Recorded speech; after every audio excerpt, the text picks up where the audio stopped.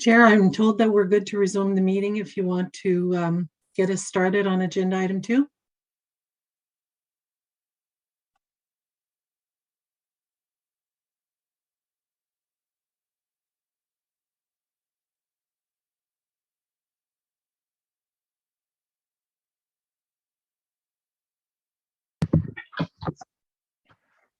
Good afternoon, everyone, and welcome to a special meeting of the Board of Health.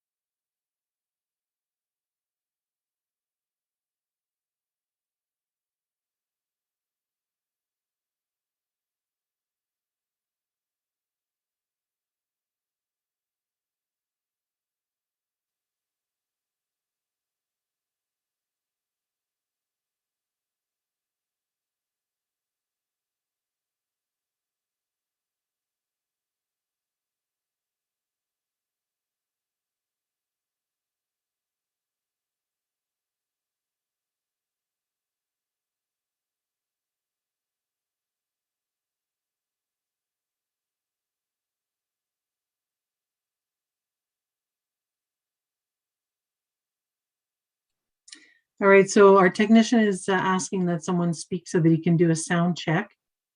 So we are going to allow an opportunity to do that. Congratulations, Chair and Vice Chair. Thank you for your leadership.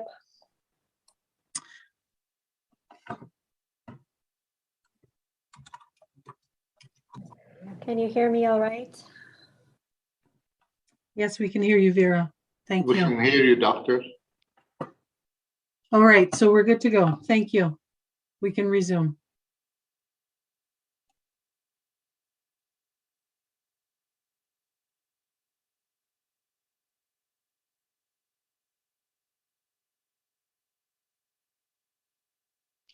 Vice Chair, every time I look at you, you remind me of the pilots in the Carp Airport. You know, they're all walking around with the headset.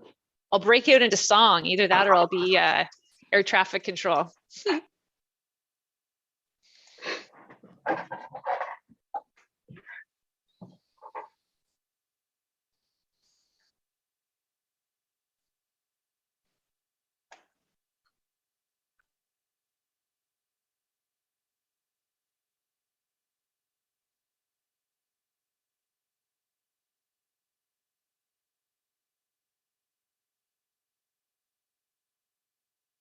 Okay, we're good to go, I think. So thank you again, everyone, for tuning into the special meeting. We only really have one item on the agenda, but it's a very important item, and that's Dr. Etch's verbal report, which will be focused almost exclusively on COVID, vaccinations, testing, to bring the public up to date and to allow everybody an opportunity to ask some questions and also to hear from delegates. So I'm just going to turn it over to Dr. Etches, who has a verbal report and also a slideshow to share. Merci, Chair. Bonjour and Quay. I'll just follow along with the slides here.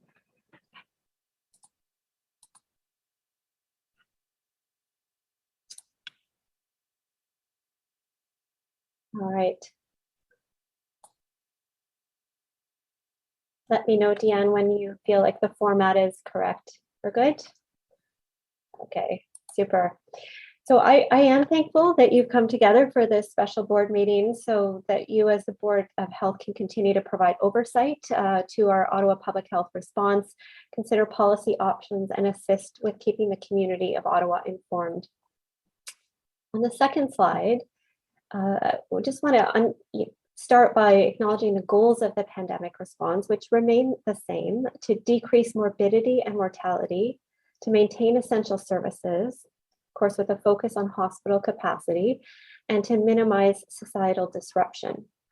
Les objectifs de la réponse à une pandémie restent les mêmes: de réduire la morbidité et la mortalité, de maintenir les services essentiels en mettant l'accent sur la capacité des hôpitaux et de minimiser les perturbations sociétales.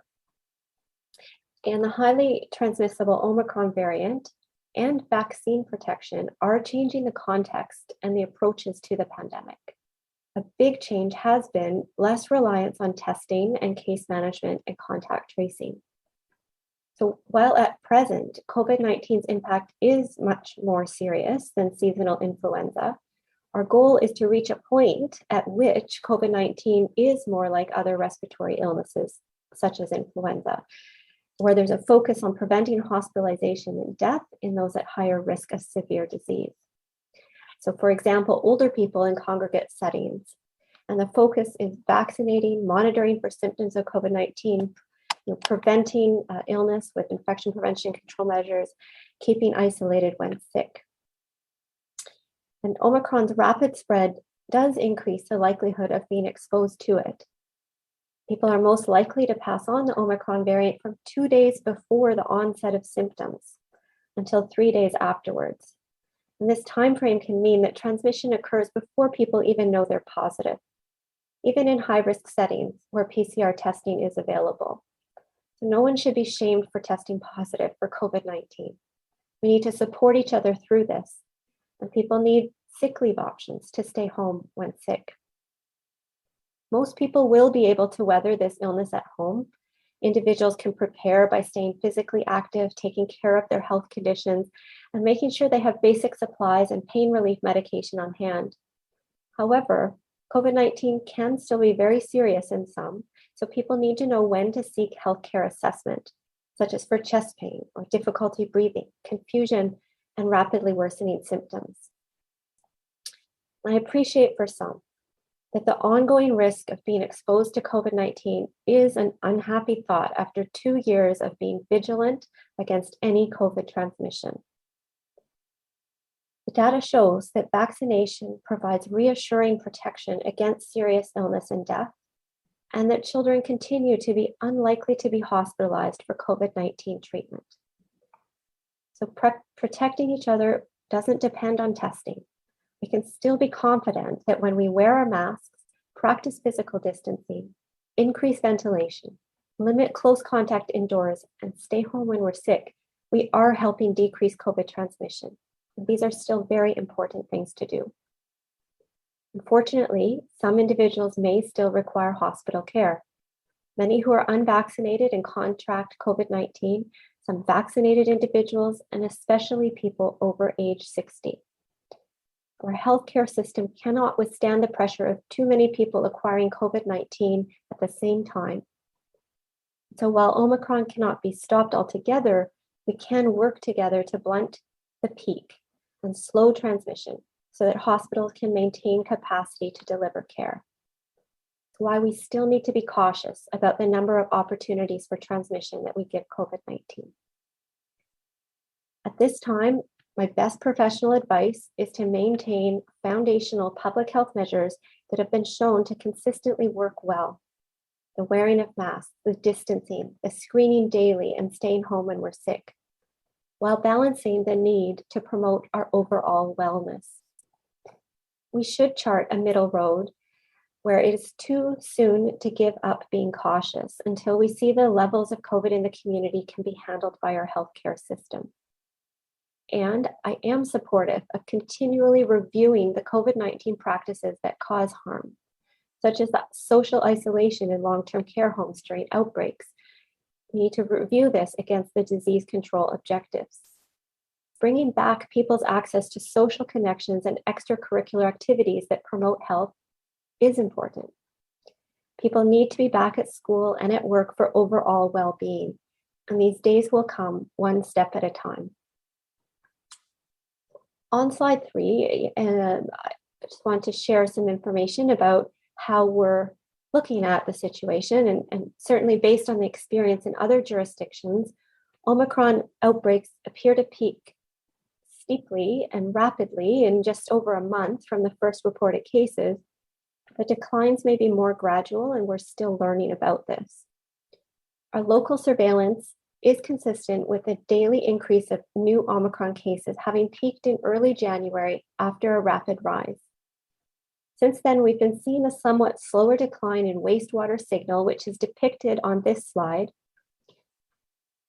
and the test positivity and new hospitalizations due to COVID-19. Also, that slower decline. There are still many people who have not been infected with Omicron. So maintaining that downward trend will require that we all continue to practice public health measures, particularly masking when we're interacting with people outside of our households. Keeping the Omicron wave going downwards is in our hands. And there are a number of measures that OPH is monitoring to understand where we are in the Omicron wave and what's happening. There are reasons for hope that the situation is improving, but not enough of a signal that we can limit precautions against COVID-19. Il y a un certain nombre de mesures que Santé publique a à surveiller pour comprendre où nous en sommes dans la vague Omicron et ce qui est nécessaire en ce moment. Nous avons des raisons d'espérer que la situation s'améliore, mais le signal n'est pas suffisant pour que nous puissions limiter les précautions contre la transmission de la COVID-19. So in Ottawa, the wastewater signal suggests that the amount of COVID in the community, which is almost 100% Omicron, has declined from a peak in early January and is showing that decline. And similarly, the percentage of people eligible for COVID-19 testing that test positive has declined. The number of people in hospital may have reached a peak of about 127 on January 15th. That's about the same height as the April 2021 peak. And the number of people in hospital right now, though, continues to be high at 91 and one hospitalization at CHEO currently. I also want to note that hospitalizations are a lagging indicator, and our hospitals continue to struggle with the staffing pressures and the amount of hospitalizations. So that's why we all need to, again, to continue the strategies we know will help reduce COVID-19 transmission. Provided the new cases continue their downward trend, we can expect the number of people being treated in hospital will decrease as well, though it takes a bit longer to catch up. And sadly, too, this also is true with the current surge in deaths, which is following people testing positive with more serious illness. Some of the hospitalizations are related to outbreaks in hospitals and long-term care and retirement home settings. And we've typically seen the peak of outbreaks follows community transmission as COVID-19 is introduced into homes and hospitals. It looks like the percent positivity in long-term care homes may be stabilizing now, and the overall number of outbreaks in healthcare settings has started to very slowly drop. It's remaining at unprecedented levels. The severity of illness in these settings is strikingly reduced from previous waves, as most residents are vaccinated with their third booster dose, and they have been receiving a fourth dose as an additional booster dose. However, with the significant amount of people contacting COVID-19, there have been more people in recent days who have lost a loved one to COVID-19. And we still aim to keep this worst outcome of COVID-19 as low as possible. It's one of our key objectives in the response. It continues to be to reduce morbidity and mortality. I do get a lot of questions about our hospitalization measures, so I'd like to describe how Ottawa Public Health measures hospitalizations. We count the hospitalizations among Ottawa residents with an active COVID-19 infection. We follow the Ministry of Health direction for public health units. So the hospitalization must involve treatment for an active COVID-19 infection or have a hospital stay that's extended due to COVID-19 symptoms or treatment. And this applies to people who might acquire COVID-19 while in hospital. Because of the broader catchment areas that Ottawa hospitals serve, including people from Quebec, the Ottawa Public Health Dashboard is likely to have lower numbers of hospitalizations presented compared to totals reported by hospitals. But this consistent way that Ottawa Public Health has measured hospitalizations over the pandemic allows us to accurately look at trends in severity for Ottawa residents. The hospitals also count how many people have been in hospital who have tested positive for COVID-19, even when they're not admitted for COVID-19 treatment. This is important because isolation measures are different for people who test positive. And they're now being asked to distinguish between who is in hospital because of needing care for COVID-19 and people who test positive while receiving care for another reason. This helps us to know how much severe illness there is in the community, as well as the overall burden on hospitals. And we understand there's some public confusion about the different hospitalization numbers, so we're working with our hospital partners to be able to report what they see and what we see as well at the same time on our COVID-19 dashboard. This should be publicly available in the next few days. So in addition to the public health control measures put in place by the province, Ottawa Public Health is countering COVID-19 transmission and severe illness by continuing to provide COVID-19 vaccinations to people in Ottawa in collaboration with our partners in pharmacies, community health centers, hospitals, and primary care. En plus des mesures de contrôle de la santé publique mises en place par la province, Santé publique Ottawa lutte contre la transmission de la COVID-19 à la maladie grave en continuant à fournir des vaccins contre la COVID-19 aux habitants d'Ottawa en collaboration avec des partenaires dans les pharmacies, les centres de santé communautaires, les hôpitaux, et les soins primaires. Since we met at the last meeting, or the end of November, the Ottawa Public Health team and partners have rallied tremendously. They were shifting from their regular work, working through the holidays, and in the context of virtual learning over the first 2 weeks of January to ensure that over 406,000 third booster doses were given. And in addition, they kept providing first and second doses. This work was led by the City of Ottawa's Emergency Operations Center in a unified command approach, where Ottawa public health leaders are key members of the Incident Management Command Team of the city. And General Manager, Emergency and Protective Services, Kim Ayot, is here to answer questions about this operation as well. I am very thankful to all the OPH and city staff who've acted so urgently to provide this protection against COVID-19 transmission. So Ottawa residents of all ages continue to make significant progress in getting their COVID-19 vaccines, whether it's their first, second, or booster doses. As of last night, 91% of Ottawa residents 5 years and older have had their first dose. 85% have had 2 doses, and 59% of the eligible population, that's 18 and above, have had a third booster dose. So this is collective action to improve the COVID-19 situation. And I thank everyone who has been and will be vaccinated when eligible. In particular, I'm pleased to see that older adults now have high levels of vaccination with a third booster dose. That's 89% for people 80 and above, 87% for people in their 70s, and 77% for people in their 60s. The Joint Emergency Operations Center team continues to work on increasing uptake of third booster doses with a focus on where coverage rates are lower. The immunization team members are shifting to a focus on working more with neighborhoods, in schools, and in mobile teams that can be deployed to businesses, places of worship, and other settings that will facilitate vaccination. The community engagement team continues to provide support in neighborhoods and with populations that have lower vaccine uptake to understand the barriers, to provide information to enable residents to seek their booster or even their first dose. And this work involves promoting the local and familiar vaccine clinics available for residents using various languages and various channels. The team's also working with partners to provide multilingual virtual presentations about booster doses that speak directly to residents' concerns, as well as using WhatsApp and Facebook communications for newcomer and populations that have different language barriers. Community engagement teams also working with community partners to guide and dispatch the mobile teams to areas and groups where there are more isolation or people unable to access the existing vaccine clinics.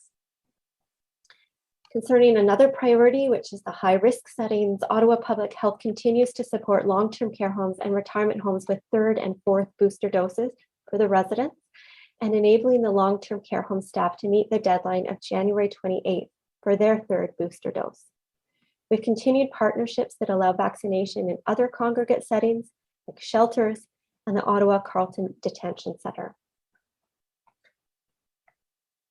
Still talking about immunization, 1 second. The immunization program through the Emergency Operations Center is aiming for increased coverage rates among children 5 to 11 as well. Though children and youth in Ottawa are to be praised, thank you for being among some of the most vaccinated in the province. Ottawa is running another round of 49 school-based clinics over the next few weeks. These clinics are for any dose of the COVID-19 vaccine. We want to welcome all members of the surrounding community, including staff, youth, parents, guardians. There'll be targeted promotion with our school board partners to ensure the school community is aware of these clinics. Older youth, 12 to 17, are not yet eligible for a third booster dose in Canada, though we understand Health Canada and the National Advisory Committee on Immunization are reviewing data about booster doses in this age group. People interested in the immunization of 4-year-olds, I understand this, and I acknowledge there has been some confusion because the provincial policy in later 2021 allowed vaccination of 4-year-olds turning 5 that year. The written direction to Ottawa Public Health to stop vaccinating 4-year-olds and changes to the provincial booking system didn't come until the first week of January. So the provincial policy for 2022 is now to wait until children are 5 to provide COVID-19 vaccination. And this includes waiting until a child is 5 for a second dose if a 4-year-old has had a first dose.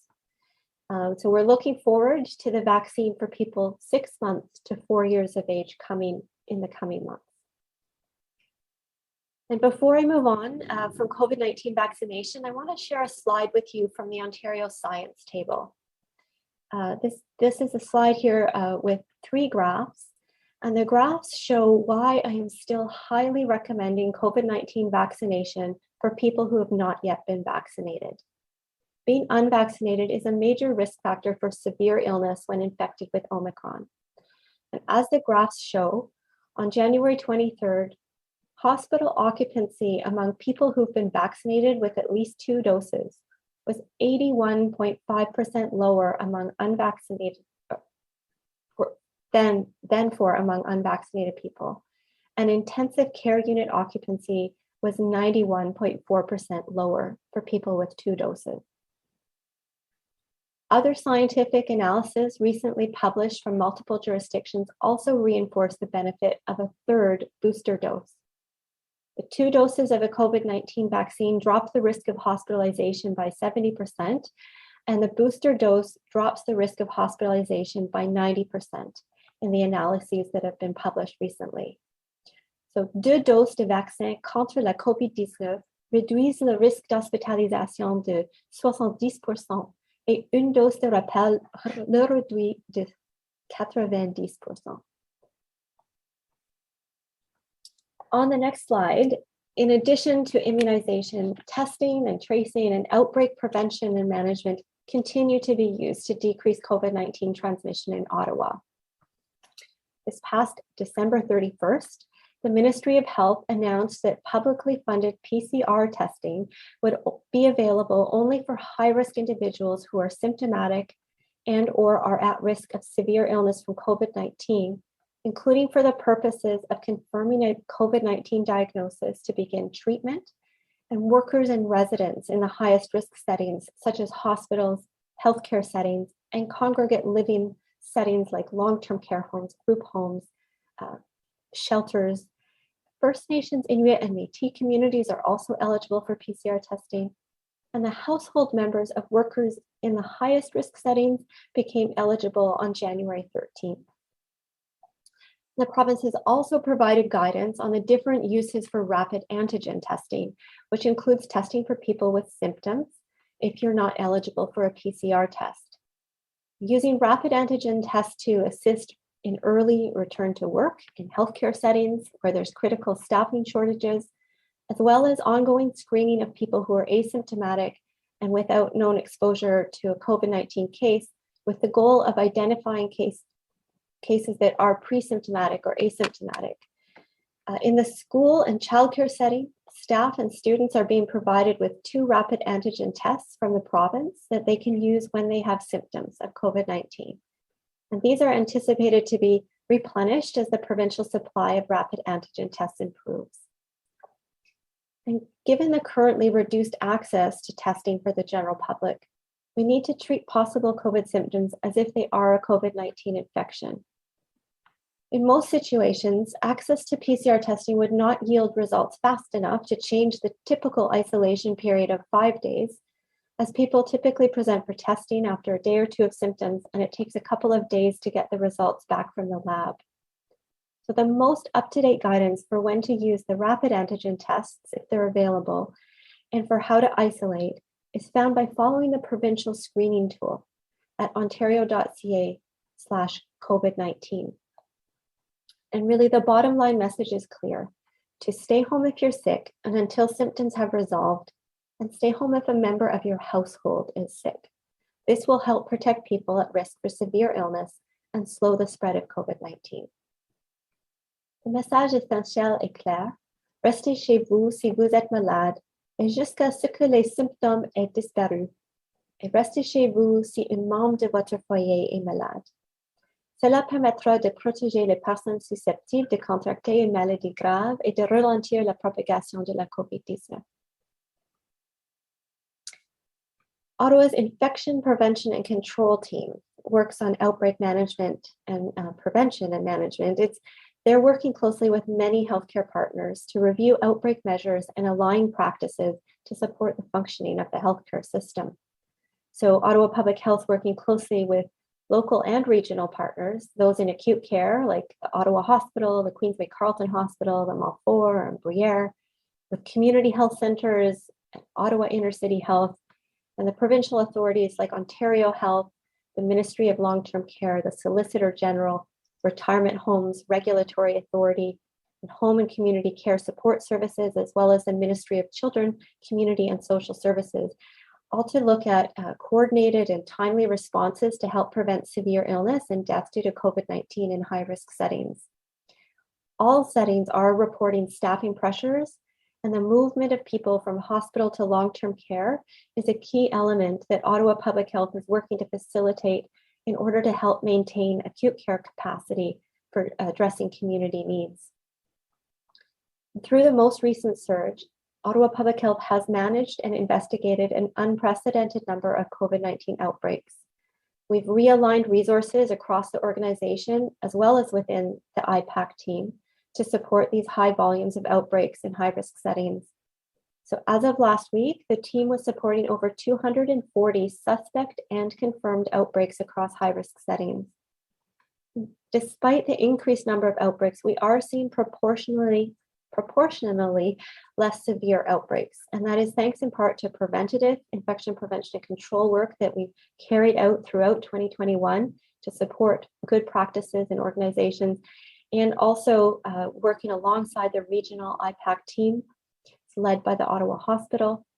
And we have been immunizing. So this immunization effort's been making a difference. The effects of the Omicron wave have continued to impact the physical and mental health of residents and clients in congregate settings, also as a result of the isolation measures and the human resource pressures that are really strained across the system. So Ottawa Public Health is working with various partners to support and advocate for strategies to address isolation policies, to address the critical staffing shortages and acute care transfers and admissions. And throughout the pandemic, Ottawa Public Health has been and continues to work with the Ottawa Carleton Detention Centre and the Solicitor General of Ontario to manage outbreaks. We meet with the facility daily, and we're providing outbreak consultation related to cohorting, to minimize close contacts so people don't need to isolate, to balance mental health and safety of people residing in the institution. Ottawa Public Health works in collaboration with the SolGen to support and facilitate the immunization of people residing in the institution. And various strategies have helped increase vaccine uptake and confidence. And however, we still remain concerned that there is a relatively low level of uptake within the Ottawa Carleton Detention Centre, due in part to the transient nature of the population. So we're continuing to support the implementation of strategies that will increase vaccine confidence and advance vaccine equity, including using stakeholders encouraging the use of peers to promote vaccination. And we've recommended that they continue to monitor vaccine coverage rates of staff and people residing in the institution on a weekly basis to continue to guide the on-site immunization efforts. So going forward, we've consistently said that schools should be the last to close and the first to reopen, as they are an essential service for children, youth, and their families. Therefore, the return to in-person learning as a first step on the way to other measures being relaxed, it was welcome news. This reopening was supported by the Science Table as well as others in the healthcare sector. And so with respect to schools, Ottawa Public Health is monitoring absenteeism rates, which schools are now required to report daily to the Ministry of Education. For any absenteeism rate more than 30% above the baseline, schools and childcare centres are required to report directly to the health unit and to send a notification to the school or the childcare community. And whenever an increased rate of absenteeism is reported, or a school or a childcare administrator advises Ottawa Public Health of concerns about the rate of illness in their facility, our team's reviewing and will look at the public health measures in place to make sure that they are adequate. In fact, we're just starting to get the absenteeism data, and we are going to be reaching out proactively where the rates are higher. And further, Ottawa Public Health will continue to support schools and childcare for any increased illness in a cohort and for any other concerns or questions they may have. Lorsqu'une augmentation du taux d'absentéisme est signalée ou qu'un administrateur d'école ou de garderie fait part de Santé publique Ottawa de ses inquiétudes quant au taux de maladie dans son établissement, notre équipe apportera son soutien et examinera les mesures de santé publique pour s'assurer que les mesures préventives sont en place. De plus, Santé publique continuera de soutenir les écoles et les garderies en cas d'augmentation du taux de maladie dans une cohorte et pour toute autre préoccupation ou question qu'elle pourrait avoir. So according to the updated provincial guidance, interactions in school and childcare settings are not generally considered high risk for COVID-19 transmission when the preventive measures are in place. But Ottawa Public Health is developing tools to support childcare and school administrators to assess interactions they may have concerns about when a person has tested positive, particularly when preventive measures such as masking and distancing are not maintained. Considering the extent of transmission of COVID in the community, daily screening for all children and staff, as well as vaccination for all who are eligible, are the best ways to prevent COVID-19 from being introduced into childcare settings. And last week, the province announced plans for the gradual reopening of businesses and of lifting public health measures based on key public health care and healthcare indicators. So the reopening of businesses and community settings will increase the number of opportunities for close contact indoors. So like our provincial partners, we'll be monitoring key indicators, and notably, we'll be looking for hospital capacity and outbreaks to stabilize, and for the viral levels in our wastewater and the percent positivity rates to continue their downward trend. And we'll maintain close communication with our healthcare partners and the Office of the Chief Medical Officer of Health to share what we're seeing. As the province moves along with their framework for reopening, we will need to remain cautious and evaluate the situation as we go. And a welcome topic to start to think also about recovery more so. You heard in November that Ottawa Public Health was planning to move into a period of reimagining our future in 2022. On one hand, the Omicron wave has depleted the energy of our workforce even further. But on the other, the experience of having to be redeployed again has strengthened our resolve to define what work we need to prioritize into the future. The team has never lost sight of the importance of supporting mental health and addressing substance use health. Though with the Omicron wave, even this team recontributed to the immunization effort and overall COVID response last month, along with program areas previously restored like the sexual health clinic, dental health, and healthy growth and development. So as the mental health of people in our community continues to be impacted by the pandemic, Ottawa Public Health and community partners continue to work together to increase awareness and access to supports, including supporting families with increased vulnerabilities during the prenatal period and new families up until the transition to school through our Healthy Growth and Development program. We're increasing accessibility to parents who are expecting and for parents of children up to 6 years old by operating the Baby Helpline 7 days a week. We're helping community members navigate mental health and substance use health systems of care through promoting Access MHA and One Call, One Click, 2 portals for accessing all the different kinds of services that people may need. We're increasing services and supports to diverse communities by building the capacity of community leaders through training for faith leaders and service providers that reach diverse populations. We're working with targeted communities to offer mental health and substance use health system navigation support in low-income neighborhoods. And we're supporting the health of youth in the community by using the YouthNet collaboration we have, which has resulted in a new online mental health promotion portal for youth by youth. And we're advancing suicide prevention work through training of intermediaries and partners and ongoing collaborations with local and national suicide prevention partners on a variety of initiatives. And furthermore, substance use health has been significantly impacted, as you know, by the pandemic. And to address these health issues in collaboration with many community partners, we're continuing to work on progress with the Ottawa Community Action Plan. That includes an actively under development right now, a local dashboard of mental health and substance use health needs in the community, addressing stigma experienced by people who use substances in collaboration with the Community Addiction Peer Support Association, where there's training and workshops and outreach to healthcare and social service providers, as well as the general community. We're preventing and responding to overdoses in the community with naloxone training and distribution, both directly and in partnership with others, including a focus on training and services and tools for people in the construction industry.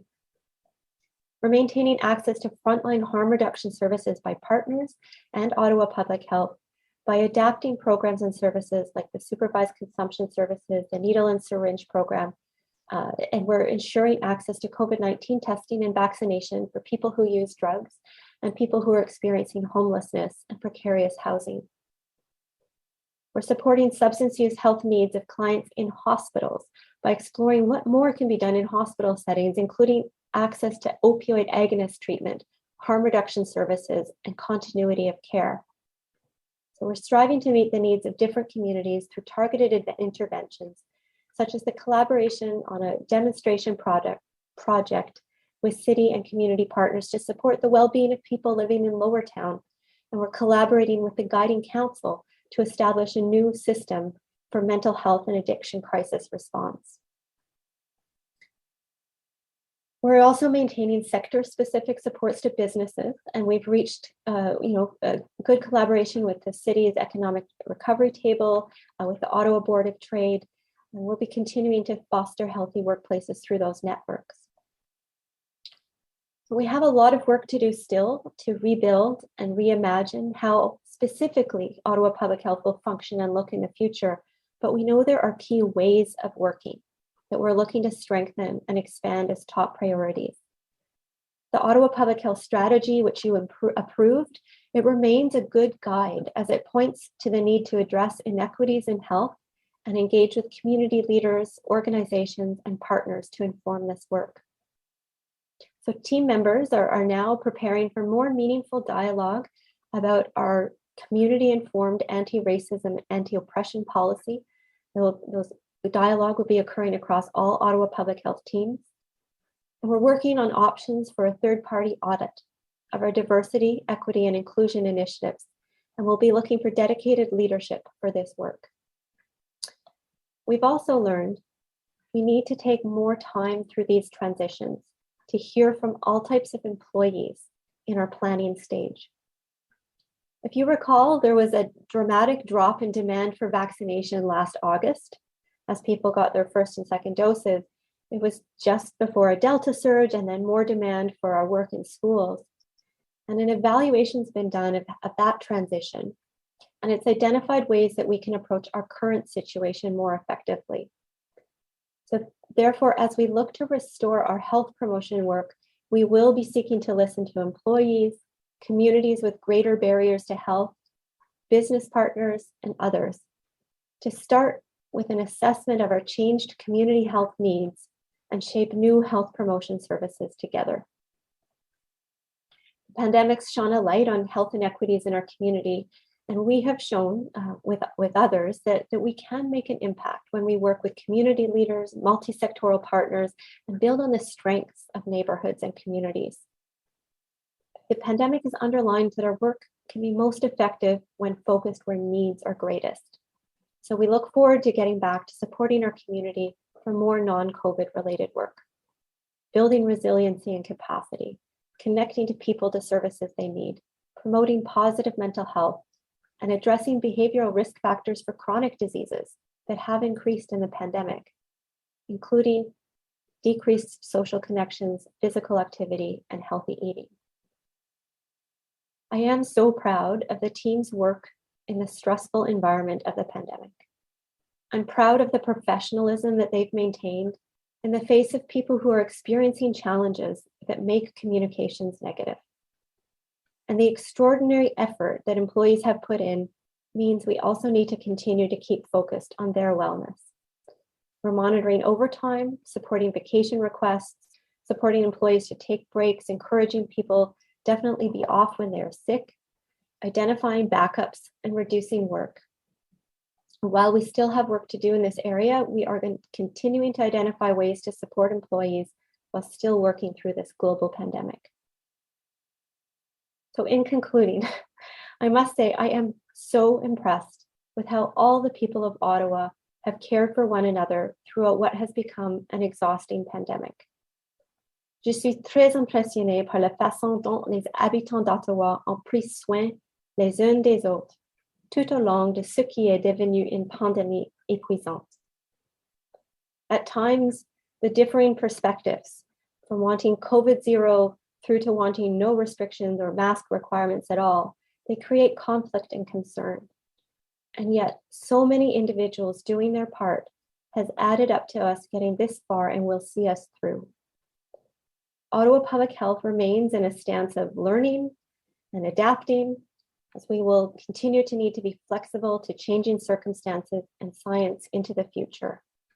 I'm so thankful for your guidance as Board of Health members, and I want to thank our many healthcare sector, community, City of Ottawa partners for supporting the pandemic response, and especially the Ottawa Public Health team for their enormous efforts.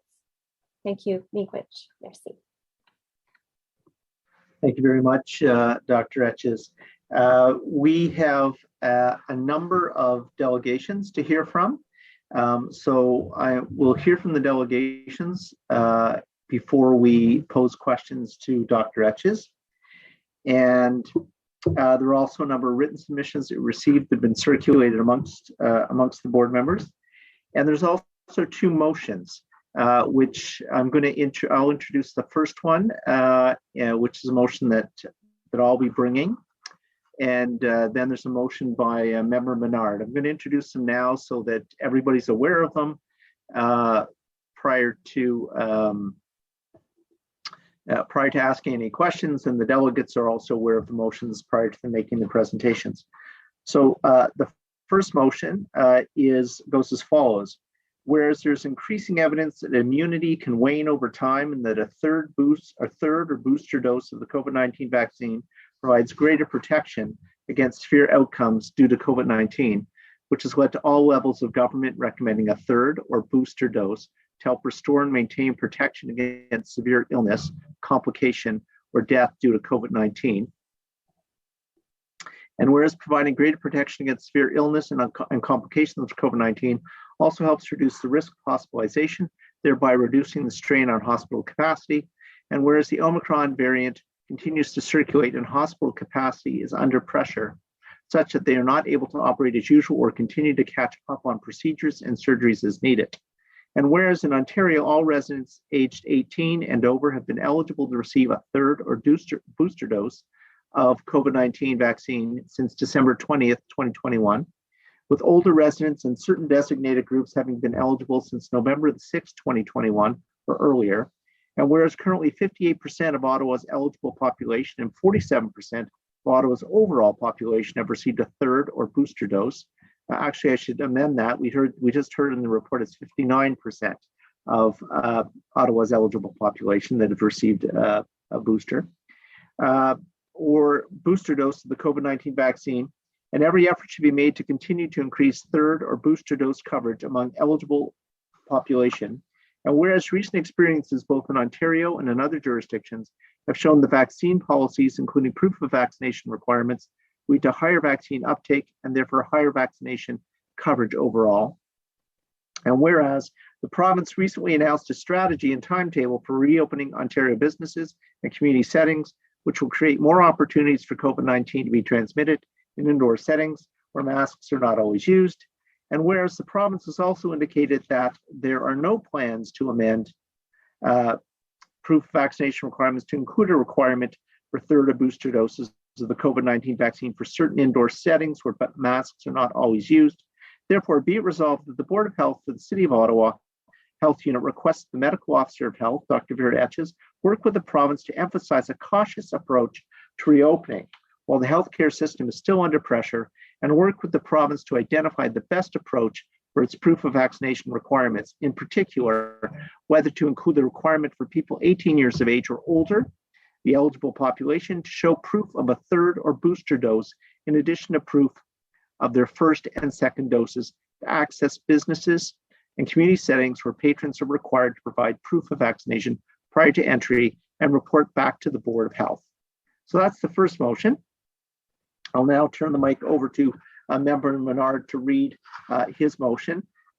Later on, we'll discuss these in full and comments can be made by the mover and questions taken, but I'll just turn it over to you, Member Menard, to read your motion into the record, please. Okay, thanks very much, Chair. Whereas in response to the arrival of the more transmissible Omicron variant, the province shifted its approach with respect to COVID-19 PCR testing to focus on highest risk settings in order to manage outbreaks and maintain the critical workforce, which has led to most children in education, childcare workers no longer being eligible for PCR testing. And whereas the Board of Health recognizes that COVID-19 testing is a responsibility of Ontario Health, that Ontario's testing centers are operated by local healthcare partners, hospitals, and community health centers, and funded directly by the Ontario Ministry of Health, which sets the guidelines for testing eligibility, and that OPH has no operational oversight of testing criteria. And whereas the province has committed to providing rapid antigen tests for students and staff in public elementary and secondary schools, as well as for children and staff in childcare settings based on an initial limited supply. And whereas less robust testing, tracking, and containment efforts can be expected to strain capacity elsewhere in our public system. And whereas concurrent with this shift in testing strategy, we have seen an increasing number of for-profit private PCR testing services in Ottawa and elsewhere in the province.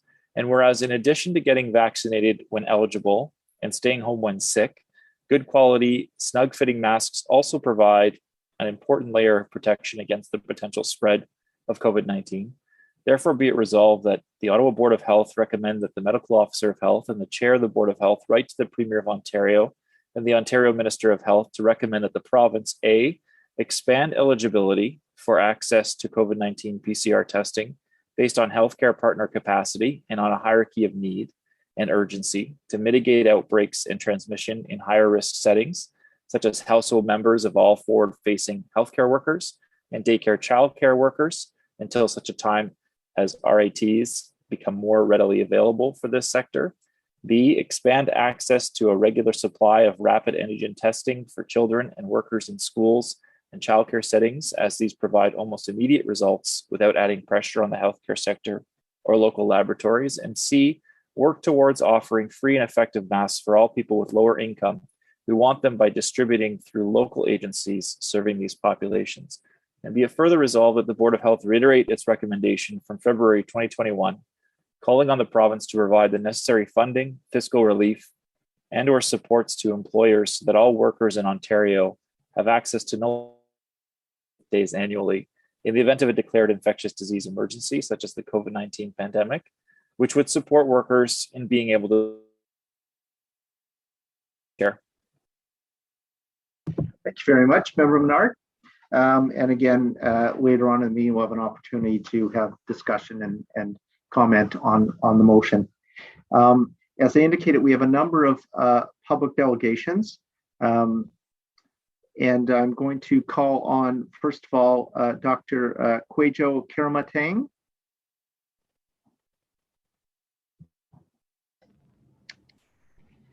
Welcome, Doctor. Yeah. Hi, everybody. Thanks for the opportunity. First, I would just like to thank OPH, their collaborative approach, the community engagement throughout this pandemic has been incredible. The ability to really work together has been something that is unprecedented, and I think this is what has made Ottawa such leaders when it comes to COVID response. So my name is Kwejo Karamatang. I am the department head for ICU at the Ottawa Hospital. I'm a board member at CHIO. I'm a father of 3, most importantly. And the reason I mention all these things is because it gives, just to give you perspective in terms of when I'm chatting about COVID. So, for example, I was there when we had our first case arrive at the General at the Ottawa Hospital. And as many of you could appreciate, it was scary. There was the fear of the unknown, but we got through it, and we saw very common threads amongst our COVID patients, and it was the clear risk factors were age. There were comorbidities such as type 2 diabetes and high blood pressure and obesity. Something we're seeing a lot of now, and being immunocompromised. And then as the pandemic developed, really the vaccine status was a clear, driver in terms of what, who lands in hospital and who dies of COVID. And the reason I mention this is to really counteract that with what we saw with kids. And one of the blessings, the very few blessings for COVID was the fact that kids were low risk for severe disease. And then to put some numbers into context, there was recently a German study that looked at all kids, and the risk of dying was about 3 per 1,000,000. And obviously we never want to see a child die, but just to put it into a comparable risk or something comparable, driving your kids to soccer or driving your kids to hockey, it poses as a higher risk than them dying from COVID. And I think, and then on top of that, Omicron being being more transmissible, but less virulent also is a component to all this. And I mention all this because, I'm a firm believer that our policies need to reflect the risk to our population. And because what I've seen throughout this pandemic in adults and in kids is the unintended consequences of our policies or restrictions. We as in the adult population, definitely seeing more overdoses, IV drug use, substance abuse, mental health concerns. But if we look at, for example, school closures, it's been catastrophic. We look at, we've lost 100,000 kids to just literally during school closures, lose 100,000 kids in Ontario to the system. We talked many times about the mental health concerns. That's clear, the physical health, child abuse cases going up. And the thing that also I hold dear to my heart when it comes to COVID policy and responses, you know, when we look at how it affects like the BIPOC community, marginalized communities, they're really hard hit when it comes to these, for example, the school closures. Like when a community member has to choose between going to work or schooling their kids, like this is the reality that a lot of our citizens are going through. And, you know, we started a charity kind of out of need, Bridges Over Barriers, working with the Ottawa Public School Board with their social workers. And the stories that you would hear on a regular basis was just, it just brought tears to your heart. Like, you know, them members having to try and find Wi-Fi, you know, kids or families having to choose between diapers and food, and all related to, you know, how we respond to the pandemic.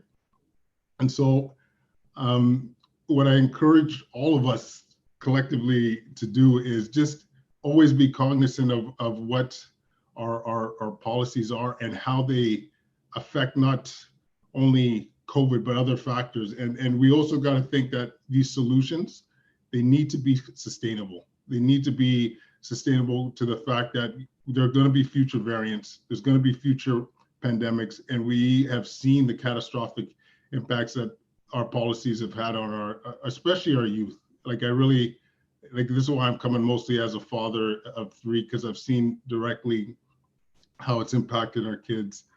And the last thing I want to say, or couple of last things I want to say in terms of our policies, we got out, like Dr. Etches mentioned, how we really are transitioning to a mitigation strategy. Like there's estimates that about 50% of the world by the end of February will have contracted Omicron, and this is the reality we're in. And I think we have to pivot our minds instead of thinking we got to avoid COVID at all costs, but really reduce our risk of becoming severely ill, which, as Dr. Etches mentioned, the vaccines, I've seen the impact of how important vaccination is on a daily basis in the ICU here. And it really is something that needs to be, if anything, celebrated. It's almost miraculous how impactful they've been. And so the last thing I will say is when it comes to, there's a lot of talk about schools and safety. And I have a lot of opinions about that. And one of them being like, you know, I want I've always encouraged people to show me the data that schools aren't safe. But what I encourage us to do is when we define safety, we can't be myopic or we can't be narrow focused when it comes to safety. You know, like in my job, when I see someone that's critically ill, I can't just look at their heart. I can't just look at their lungs. I can't just look at their kidneys. I need to look at how any intervention is going to impact them holistically.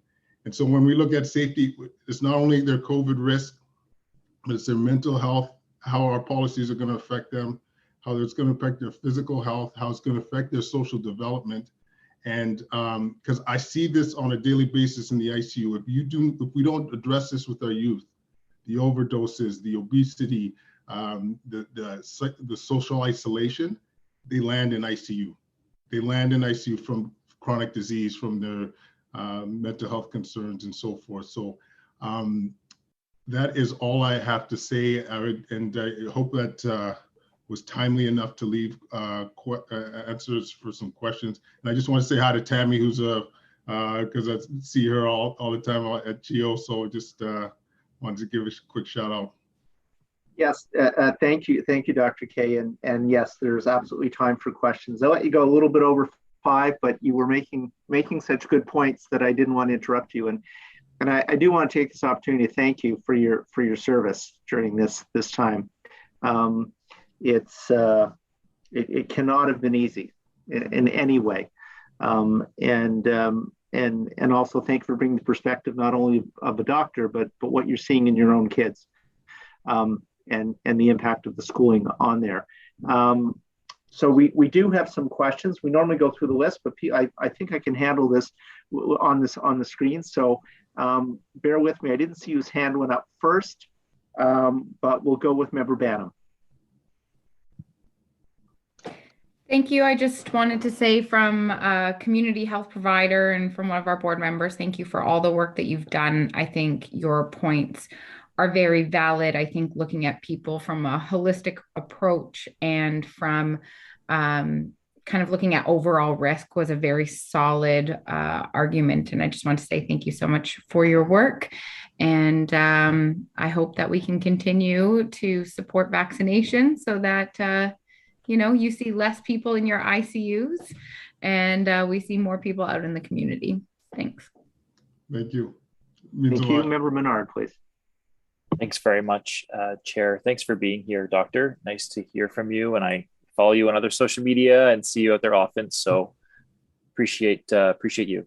I just wanted to, ask about how you kind of see us moving forward, because I was listening to someone from the World Health Organization the other day, and they're sort of saying, look at we're going to have another variant at some point, and we don't know how severe the variant will be.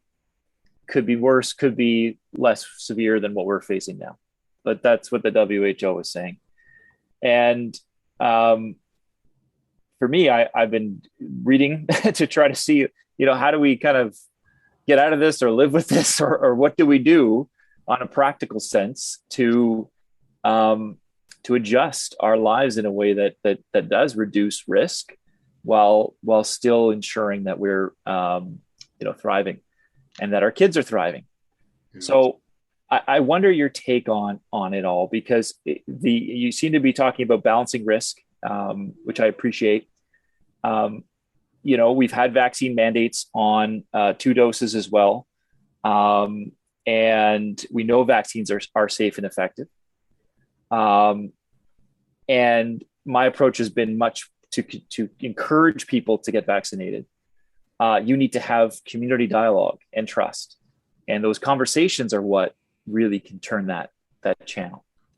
But I'm wondering, in terms of your own view of where we move from here on things like, vaccine mandates on our schools. I hear you loud and clearly on schools, on our supports from government around sick leave, those sorts of things. I just would love to hear you talk more about sort of the next steps here, the potential of another variant, what you see in the future as important for Ottawa moving forward.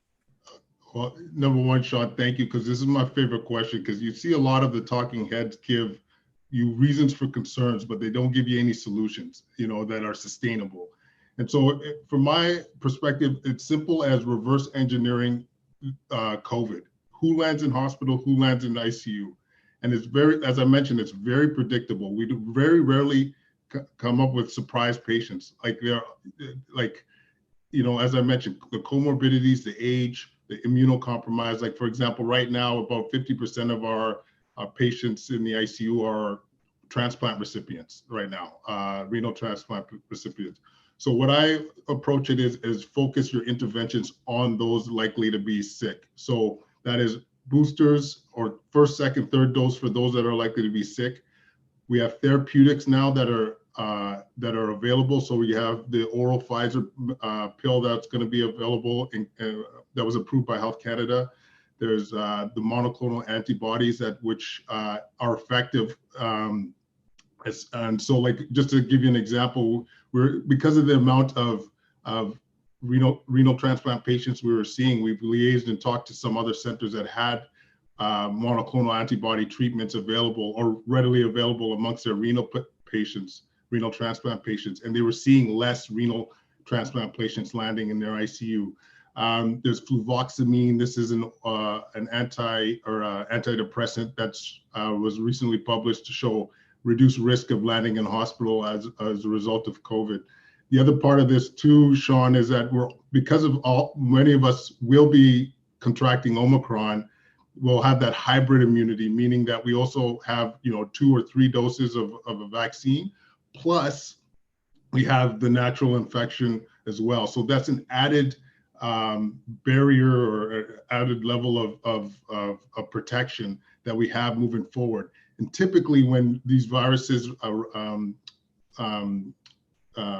like new variants that come, will typically will be more transmissible, but less virulent, as we saw with Omicron.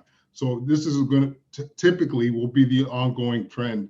And so with that approach of intervening as opposed to thinking of restrictions, I think this is a path forward.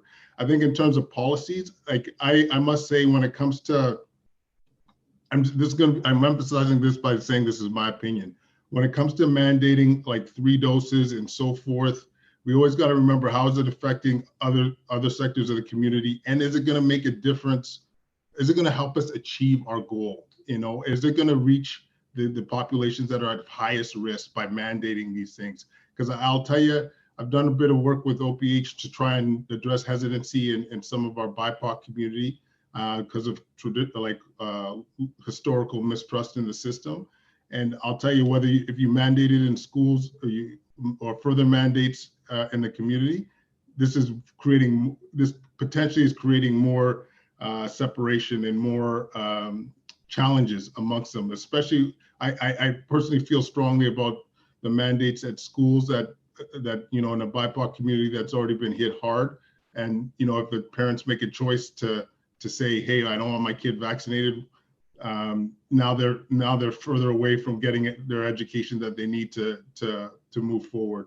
And so I know I'm giving a long-winded answer, but I just keep always thinking about, when you make a mandate or make a policy decision, is it reaching the people that you want?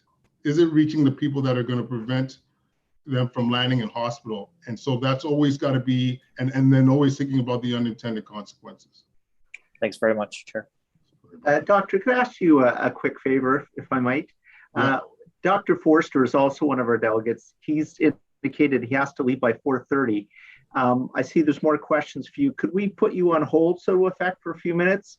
And so Dr. Forster, I got to run a meeting at 4:30. I apologize. Our department head meeting is at that time, but I'm always happy to answer questions. I'm there for OPH. I'm whatever it takes to get the word out and really promote amazing stuff. And I want to just also give say what the future directions. I was really excited what Dr. Etches and OPH are talking about. Like, a recovery strategy is so important. Well, thank you for your time. We may send you some of those questions if you don't mind. And so board members, you can share them with Deanne, and we can follow up with the doctor. Thank you so much. And Dr. Forster, I see you're on the screen. Thank you, Mr. Chair, and thank you to the board. My role today, as people know, I'm the Executive Vice President, Chief Innovation Quality Officer at the Ottawa Hospital. My role today is to just describe some of the impacts that we're seeing in the hospital sector, and I'm going to underline some of the comments that were made earlier. The first key message I want to share is that we are seeing more cases of patients who have Omicron in the hospital than ever before. Despite the fact that we have seen that peak and that we're seeing a bit of a slight downward trend in the number of cases, we are still seeing lots of patients. In fact, right now we're seeing more patients than we've seen ever before in the pandemic of patients with COVID. I think it's been fairly well outlined that the number of patients that are admitted for COVID is actually only about a third of all of the patients that we're seeing with COVID. And so I think that's important for the public to know, and for the Board of Health to know. And I'll explain why that's important in a moment. Despite the fact that we're seeing more patients, the patients are less severely ill in general. And in fact, many patients who have COVID now have very minor symptoms, even in the hospital. Of course, there are patients who have quite severe symptoms, and the previous speaker spoke to that. But those are in the minority. The majority of the cases are significantly less sick, and what we're seeing is people are coming in with exacerbations of underlying health conditions as opposed to the COVID. And people have commented to me that that is more like what we would see typically in prior years, where people when there's a nasty flu, influenza situation, we would typically see that. So I think that is, speaking to this issue of the transition to an endemic state, we are seeing some features of this that it is like that. So clearly that is it. On the one hand, it is tough to deal with the increased cases. On the other hand, it is somewhat reassuring that we are seeing less of those very severe cases, and that it is more co-management of underlying medical conditions that's it's really required. The second key message I wanted to share is that despite the fact that we are seeing cases coming down, the hospital operations remain stretched. Our stats, would be about two to three times more patients in the hospital than what are being reported publicly through public health. The reason why that number differs was well explained by Dr. Etches earlier, and it is something to pay attention to, because while from a surveillance perspective, it is correct to track only those that are coming in for COVID, from a hospital flow perspective and from a hospital resource perspective, we have to pay attention to the overall number of patients with COVID, because we have to prevent spread in the hospitals. The more patients there are with COVID, the more there is a risk of spreading it to people in the hospital. And we have to do a lot to make sure that people are protected. And so we do have to pay attention to that overall number of cases. Similarly, hospital operations are stretched not just because of the number of patients, but also because of the effect across the broader healthcare system. We know long-term care, residential homes, rehab facilities are all affected by COVID in a similar way, and that's limiting flow out of the hospital, which is leading to a sort of a gridlock situation where patients are remaining in the hospital longer than they normally would. And then the third part of the issue related to why our hospitals are stretched is, like in many parts of our workforce across all sectors, there's a large number of people who have acquired COVID in the community, and therefore are unable to work for a variety of reasons.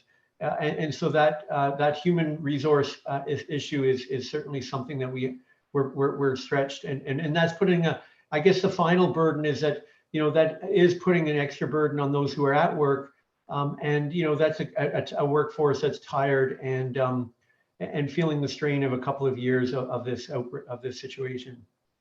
The third sort of key message that I wanted to make was that vaccination is very important. And I can't emphasize that enough. And I think Dr. Karamantang mentioned that earlier. We're seeing that if you're in the hospital and you have been vaccinated, or if you're not vaccinated, you're twice as likely to die from COVID. And that's taking into account that there's many other factors that even get you into hospital. So you're protected in getting to hospital. Dr. Etch has shared with that. Once you get into hospital, and you are even still protected. And so I think that's really, really critical for the public to understand. That protection goes up if you've had the booster. So just to summarize, we are seeing more COVID, much of it less severe, and that's good. We are stretched in the hospital sector. That's something we're having to work with, and it's nice to have this forum to share that. And then the third message is that vaccination is critically important, and would really, really like to make sure we continue to emphasize that as a core message to go to our public. Thank you very much, Dr. Forster, and please, on behalf of the board, share our gratitude with your staff. We know they're stretched, and we know that they're doing everything they can do, and so please share that with them. We have Dr. Beck on deck, but we have Councillor Gower with a quick question for Dr. Forster. Are you still there, Dr. Forster? I am. I wasn't sure the protocol. Happy to stay. Yeah, we have a quick question from Member Gower, and then we'll be on to Dr. Beck. Thank you. It's not so much as a question, but I suppose a statement for all of the professionals who are coming out to speak today. We hear almost on a daily basis very abstract statistics about how our hospitals and healthcare systems are affected. It is very helpful to hear directly in a longer format from you to give us a proper perspective of what this actually means in an operational sense for our local hospitals. So thank you, Dr. Forster, and to the rest of the speakers that we'll be hearing from today. Thank you. Thank you. And thank you again, Dr. Forster. Dr. Beck, I know you have a deadline, but I think we can fit you in. So I'll turn the mic over to you. Thanks so much. Thank you very much for having me. So I'm Dr. Gail Beck. I'm the clinical director of the youth mental health at the Royal, and I'm the medical lead on 2 programs at the Royal, our youth inpatient psychiatry unit, as well as our school program. And so I've listened with great interest to the plan. I want to say, first of all, as a citizen of Ottawa, I feel very fortunate. I think that thanks to Dr. Etches and her team, and I presume with your guidance, that I think we've done very well managing the pandemic to date, considering how other cities and jurisdictions have been. So I am grateful in that regard. Dr. Etches asked me to speak a little bit to the kinds of changes we're seeing in youth mental health. And certainly we've been worried from the beginning of the pandemic in the age of the youth, in the youth that we see who are typically over 15 years old. And throughout the pandemic, we've seen their very significant anxiety about their futures. These are youth at the end of high school, right up until the group of people in college. And they're really worried about what's going to happen with them if they're not able to get the education they need in the way that they're used to getting it. Many young people didn't go to college or university as they expected. They waited hoping for a time when they could go in person. They haven't had that yet. And so I do want to reiterate the view that it does help for people to be directly in school. Our school program, like all special education school programs, has run primarily in person. To give you an example of the difference being in person makes, we've been comparing the data from the outcomes of our school program with the data of our most other intensive outpatient day program, which has had to run mostly virtually throughout the pandemic. And the outcomes at a program that is theoretically less intense have in fact been better than the more intensive programming. And I think that that's important to keep in mind. As well, we are seeing on our youth inpatient unit, and I'm sure you've heard this from the Children's Hospital of Eastern Ontario, a tremendous increase in the presentation of, in our case, mild eating disorders. But we typically never deal with eating disorders. They're dealt with by our partner at CHEO, but nonetheless, this is something that is that's much more common for us now. The other thing is statistically, we used to run for the youth coming through our program fairly regular naloxone demonstrations for those youth using substances. And we're now at a stage where we have to present those much more often. And where and what we do is for youth who are in our inpatient program, at the time of discharge, if we feel that's necessary because of the risks of their drug use, we will prescribe a naloxone kit to them and give them training for that. We're having to do that at a rate that's 3 times what we had to prior to the pandemic. We're also very concerned, of course.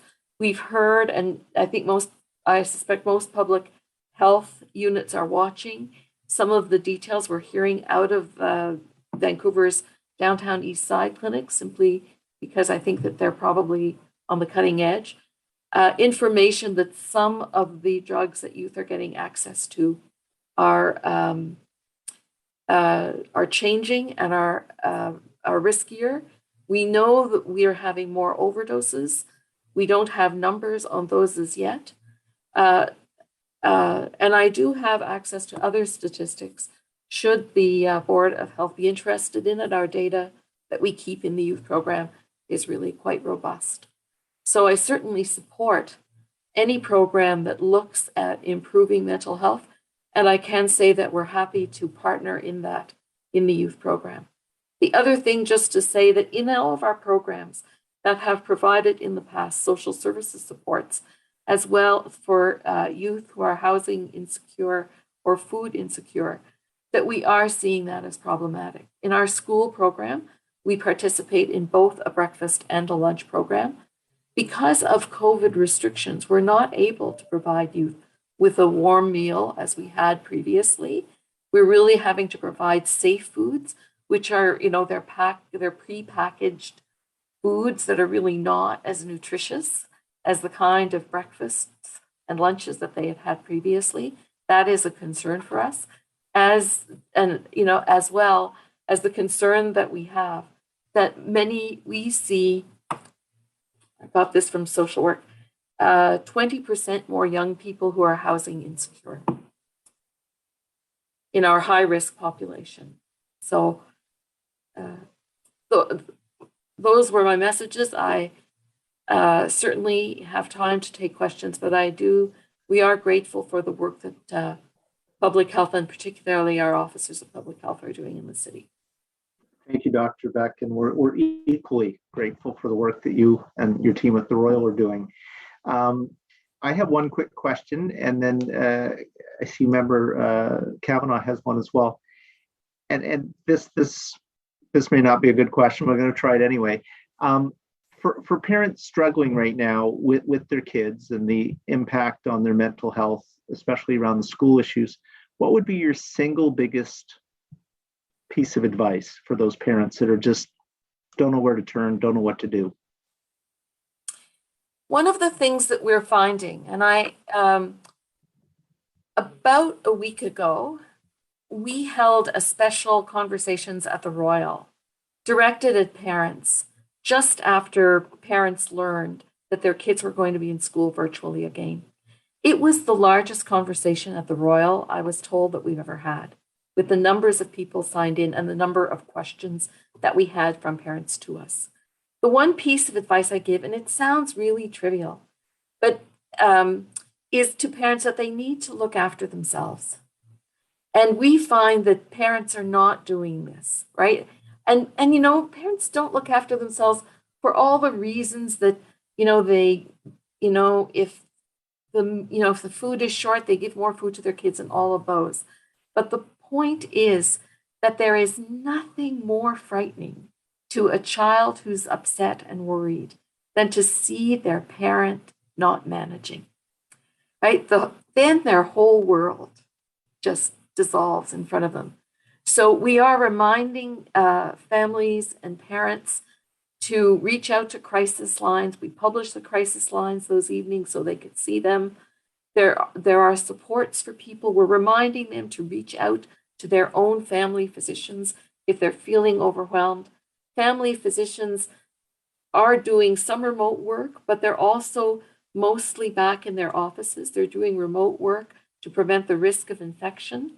And we are reminding them they need to look after themselves. I think the other thing that's important for parents to remember is you're going to have off days. Everybody is exhausted. And to try very hard to be gentle with themselves and not beat themselves up over smaller things. If you've done something that they think is egregious with their child, to go and speak with them and say, I'm just not myself. I can see you're worried. I'm worried too. And I'm really sorry if I said something that was out of line. I'm not sure that was the answer I was expecting, but I think it's puts a whole different perspective on that issue. So thank you for that. Again, we have a question from Member Kavanaugh and then Member Lakin. Thank you very much, Dr. Beck. It was great to hear about these programs for youth. That's so important. Even before the pandemic, there was concern about youth in vulnerable communities. And you can't help but wonder what extra impacts are going on. It's something that the city has been worked on with programs, and especially the older youth, like teenagers, et cetera, and trying to reach out to them. And I just wondered if you have any advice of what's particularly important. One of the things that was very evident right from the beginning is the digital divide, because they didn't have access to as good access to online learning, for example. But I just wondered if there's any other observations you've made. Obviously, the pandemic's been hard on everybody. So one of the things that I wanted to say, just that I think you should be aware of, because it was really impressive to me. In March 2020, when schools were shut down, in the school where I work, in the program that I work in, and from the teachers that everybody knew, teachers drove around this city with Chromebooks for kids who didn't have access to devices. And I work with 4 teachers on a daily basis, and I can't speak enough to the dedication of the teachers in our system and what they've done in that regard. I think our biggest worries were really around those kids who were food insecure and whom we know we were feeding at school. And they went from March to June of that year without access to, if you haven't had to prepare lunch for your kids or breakfast for your kids for a period of time, and all of a sudden you're doing that, we didn't know.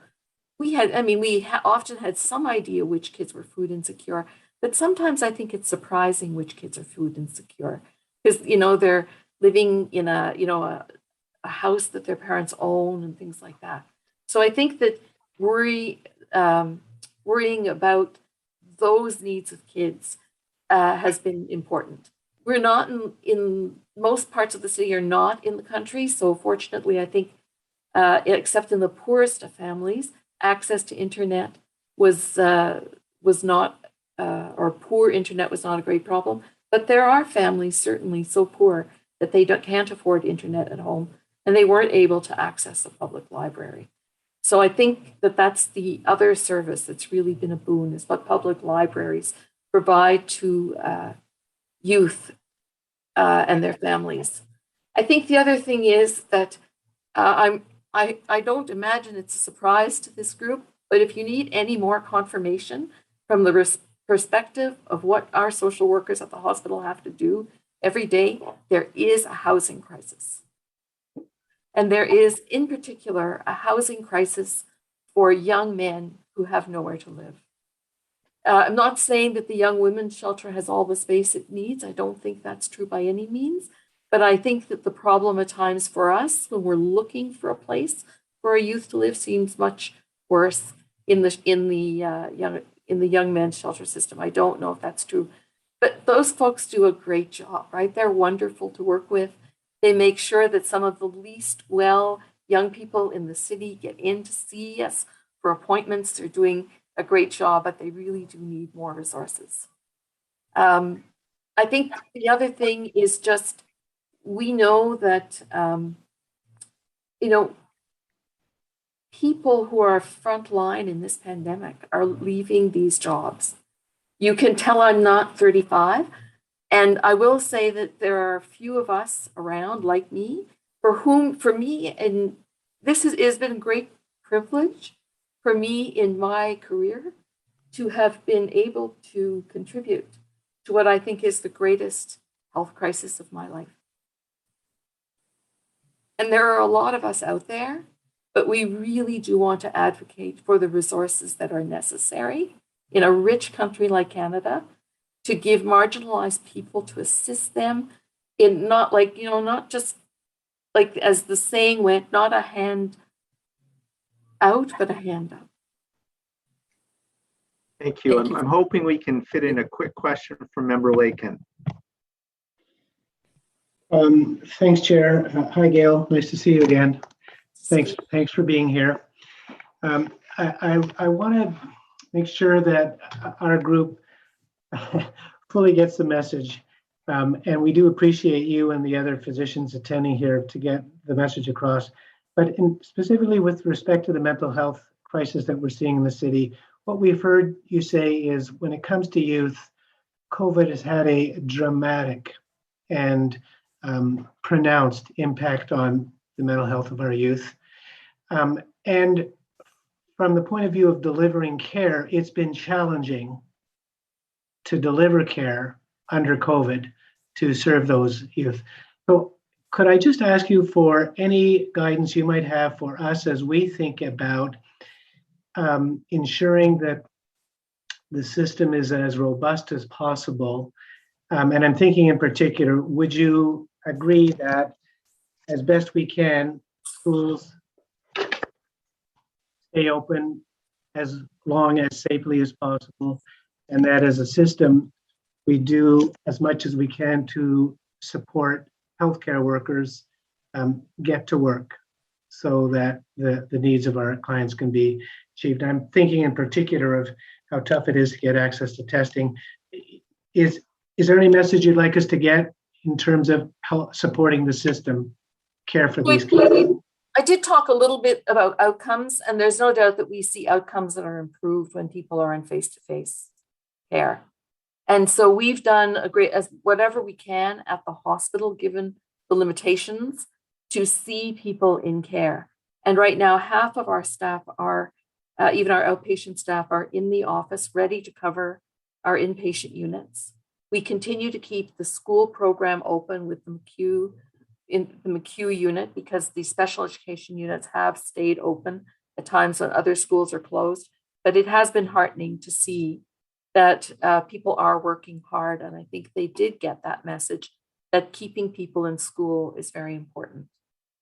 I think that in terms of, I think the other thing realistically is that even though people are working a lot more at home, it's very difficult to work at home and to have a child with you who's trying to learn, or even a child who's not trying to learn. It's just natural in a family that if your mom or your dad is home, and even if where you normally be is in daycare, you just want to see them, right? There's actually something reassuring about that's what you want to do.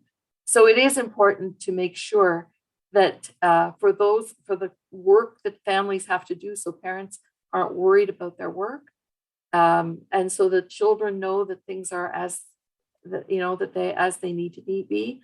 For younger people, so that they can see their friends, so that older high school and college and university age kids don't have to worry about, are they going to be able to finish and get work? I think those things are really important. Thank you very much, Dr. Beck. We really appreciate your Thank you for being able to manage this time. I'm really grateful to you for that. Have a good discussion. Thank you. Our next delegate is Chandra Pasma. There you are, Chandra. Welcome. Thank you. I'll turn the mic over to you for 5 minutes. Thank you. Good afternoon. I'm Chandra Pasma. I'm a resident of College Ward, a parent, and a COVID long hauler with 3 children who are also COVID long haulers. I'm here this afternoon to speak to you about the need for greater measures to protect our children and education workers from COVID infections. While COVID is a mild disease for many children, it has never been a mild disease for all children. Since the original variant emerged in December 2019, there have been children hospitalized with multisystem inflammatory syndrome following a COVID infection. But there have also been many children who have experienced lengthy illnesses and long-term negative health impacts without being hospitalized. In this regard, my own children were rather lucky. They had only 6 months of serious symptoms and another 6 months of regaining their stamina before returning to full health. So they only lost a year to the virus. There are other children, even here in Ottawa, who continue to experience long-term symptoms that make it difficult for them to go to school and do other activities of daily living, even 18 or 20 months after getting sick. There is no treatment for long COVID, and we do not and cannot know what other consequences of a COVID infection may emerge in the future. With this current Omicron wave, we are now seeing the number of hospitalizations of children rising dramatically. We need to be clear that COVID is not a safe or mild illness that all children will just bounce back from, which means that if we allow COVID to circulate unchecked in our schools, then our schools are not safe for some children. We know what kinds of measures are needed to make schools safe: smaller class sizes, improved ventilation and regular air quality testing, access to masks and other PPE, and free and meaningful access to tests with public reporting of cases. Unfortunately, instead of implementing these measures, our provincial government and our Premier, Doug Ford, have taken us backwards. Now, as we face the most infectious variant to date, our kids are back in crowded classrooms, with HVAC systems sitting on lawns and classrooms without HEPA filters, and very limited access to tests, no public reporting, and no quarantining of cohorts. I think every parent in Ontario can agree that being in school is important for the mental health of children, but being in school is not the only element that affects mental health. A classmate of one of my children was in deep distress earlier this month because of a parent with COVID who was too sick to get out of bed. Children are struggling to deal with serious illnesses that they or a family member have experienced, the death of family members, and the fear of bringing COVID home to elderly or immunocompromised family members. That's a huge burden to put on kids, knowing you brought the virus home. The same is true for the mental health of teachers and education workers who feel they are being sent to work in unsafe work environments and prevented from taking any steps to make themselves and their classrooms safer. We are also seeing special education students lose their classroom supports as education workers are being pulled away from these special ed positions to fill in for staff shortages in other areas. It should be our goal not only to have schools open for the benefit of kids, but to make those schools as safe as possible, which is also essential to the mental and physical health of children and their grown-ups. I recognize that not all of the policy levers that we need to use are in your hands. There are some measures that we need the province to implement, and I hope that you will advocate to the province for these measures, such as mandatory vaccinations for teachers and education workers, adding the COVID vaccine to the list of immunizations necessary to attend school, access to PCR tests for student and education workers, and improved ventilation in all schools. But there are also measures that can be implemented by a local board of health, as the Niagara region has already done. These include continuing to publicly report on COVID cases in schools, continuing to dismiss cohorts to ensure that a single COVID case doesn't turn into a school-wide outbreak, regular monitoring of air quality rather than just assuming that ventilation systems are doing their jobs, and extending the isolation period after an infection to 7 days. I think this last element is very important as the guidance around the 5-day isolation is very poorly understood and is resulting in workers who are still symptomatic and may still be infectious being told to report back to work because the 5 days are up. There is no doubt that this has been a long 2 years and we are all anxious for the end of the pandemic. But we will actually get there faster and without adding to the burden on our education workers and our healthcare workers if we implement systemic measures to protect people while continuing to promote and encourage vaccination. I hope you will step in and show leadership where our provincial government has let us down. Thank you. Thank you very much for sharing your story, your whole family's story, really, with us today. I see that Member Menard has a question. Over to you. Thanks very much, Chair. Thanks, Chandra, for being here and your delegation. I wonder, because we have some levers we can pull, but yes, as you're right, a lot of it is the provincial government, and we have a couple motions here advocating to them today on some of the measures you've spoken about. In terms of Ottawa Public Health and steps that we can take, I wonder if there's something that in particular that I think you're saying, just if I'm clear on your presentation, the days in isolation is one of the most critical pieces to advocate on. So if that's the case, maybe what I'll do is after your delegation, after other delegations, I'll ask a question in the open forum to our medical officer and get some more information about, because there's 10 days for some folks, there's 5 for others, and it's not as clear. So maybe we'll get some clarity on that and I'll ask that question. Would that work on your end?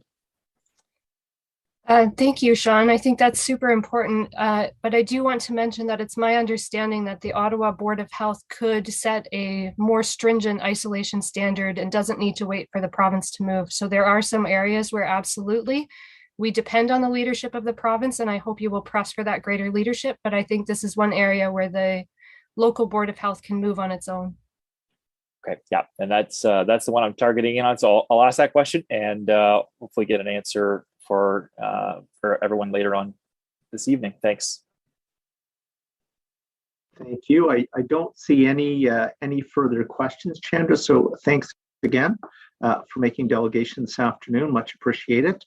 And I see our next delegate is on the screen, Dr. Kashif Prasada. Good afternoon, Doctor.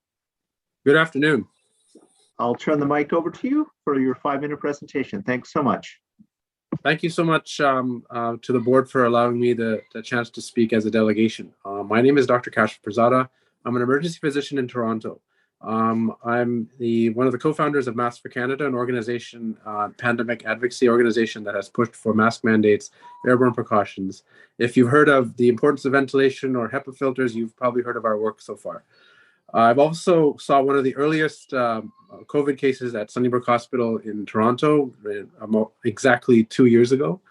I was quarantined during the original SARS outbreak. So this stuff, like everyone now, hits really home to me. I have 2 small children who are not eligible for vaccination. And I wanted to speak to everyone about the narrative that's kind of taken hold about inevitability of Omicron.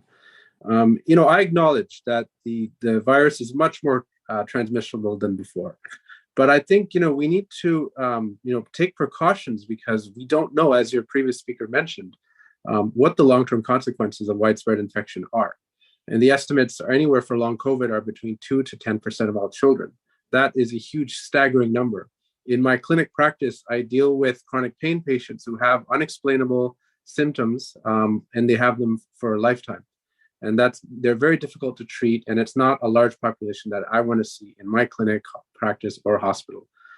I think the important question before you and before all public health authorities is, how do you plan for the future?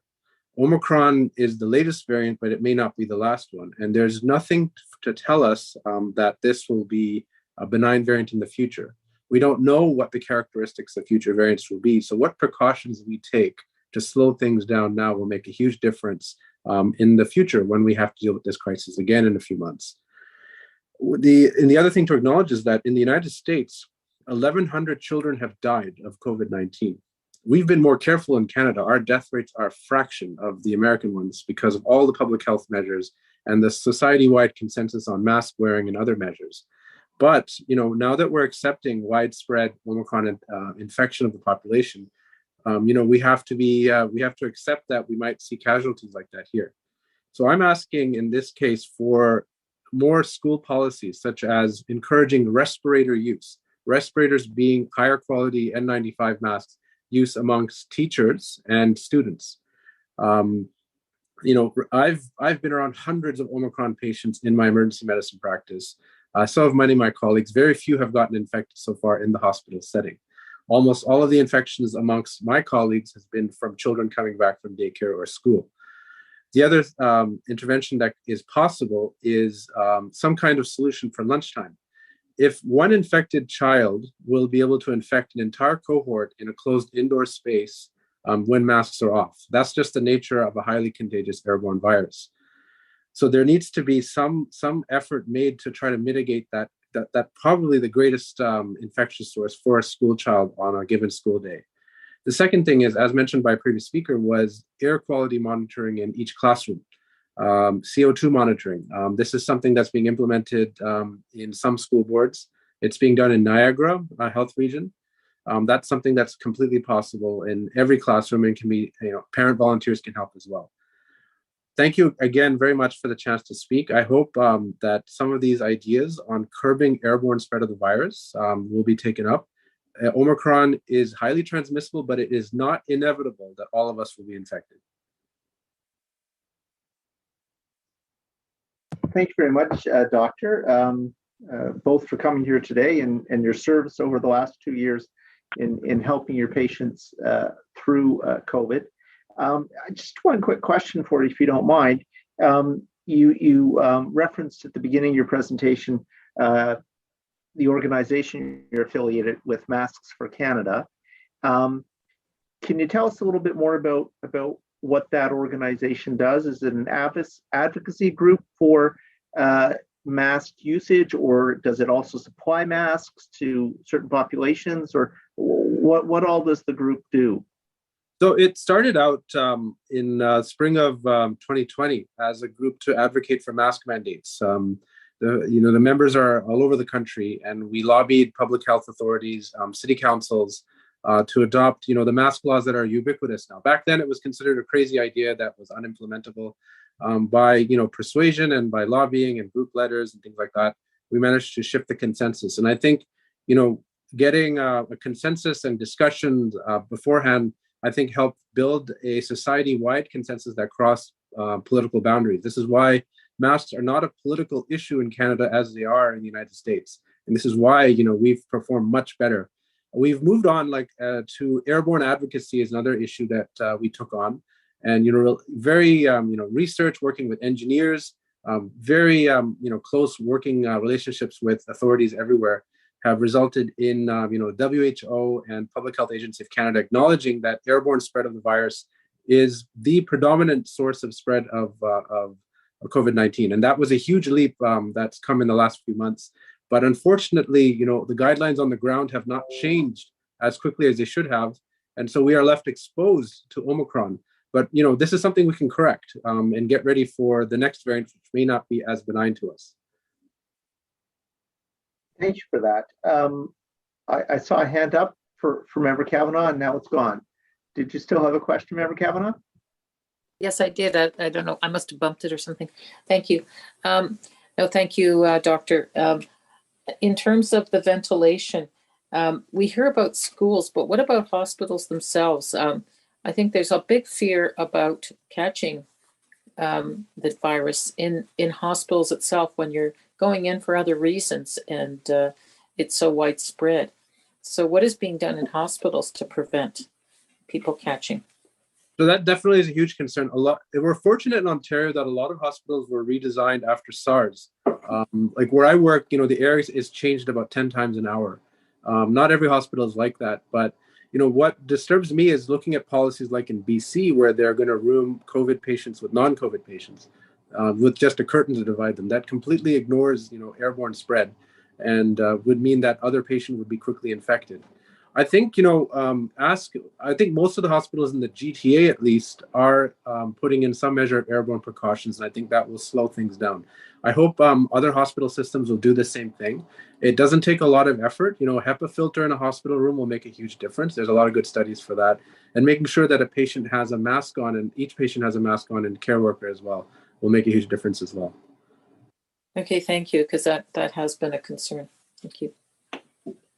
Thank you, Doctor. I don't see any more questions, but again, thank you for your service over the last little while and for sharing a bit of information with us today. Much appreciated. Thank you. Stay safe. You as well. Our next delegate is Greg Mcdougall. Mr. Mcdougall?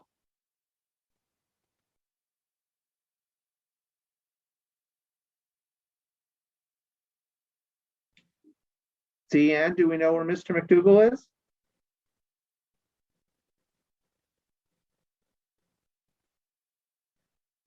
We appear to have just lost him. Mr. Mcdougall, if you're still on the call, press *6 to unmute yourself, please.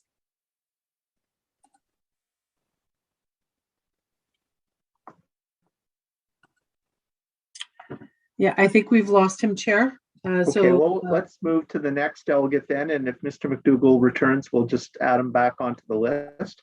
The next delegate on my list is Ryan Smith.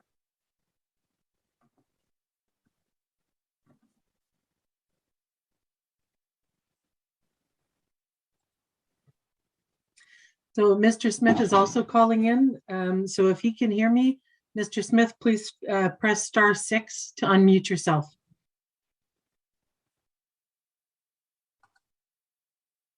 Hello, can you hear me? Yeah, yes, we see a phone number. Is this Mr. Smith or Mr. Mcdougall? No, this is Ryan Smith. Ryan Smith, okay. Good afternoon, Mr. Smith, and you have 5 minutes to make your presentation. Thank you for coming out today. Thank you. So today, I want to rewind just a bit. Dr. Etches so eloquently put, he spoke about alcohol, drug abuse, mental health, suicide, homelessness, and other societal issues that the pandemic has caused. We've heard some other speakers talking about frontline, and that's where my area of focus is today. So, in all of these societal issues that have arose from the pandemic, those to respond are frontline workers, our police, fire, paramedics, responding 24/7 and working tirelessly over the past 2 years as essential servants. They've been dubbed as heroes for their valiant efforts, but are two people.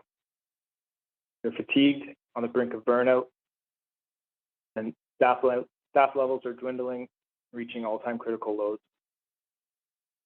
Since September 2021, the City of Ottawa Police Service, Fire Department, and paramedics have all implemented COVID-19 workplace policies that include mandatory vaccination. They've used these policies under the threat of disciplinary action up to include termination. And in November of 2021, those actions were taken.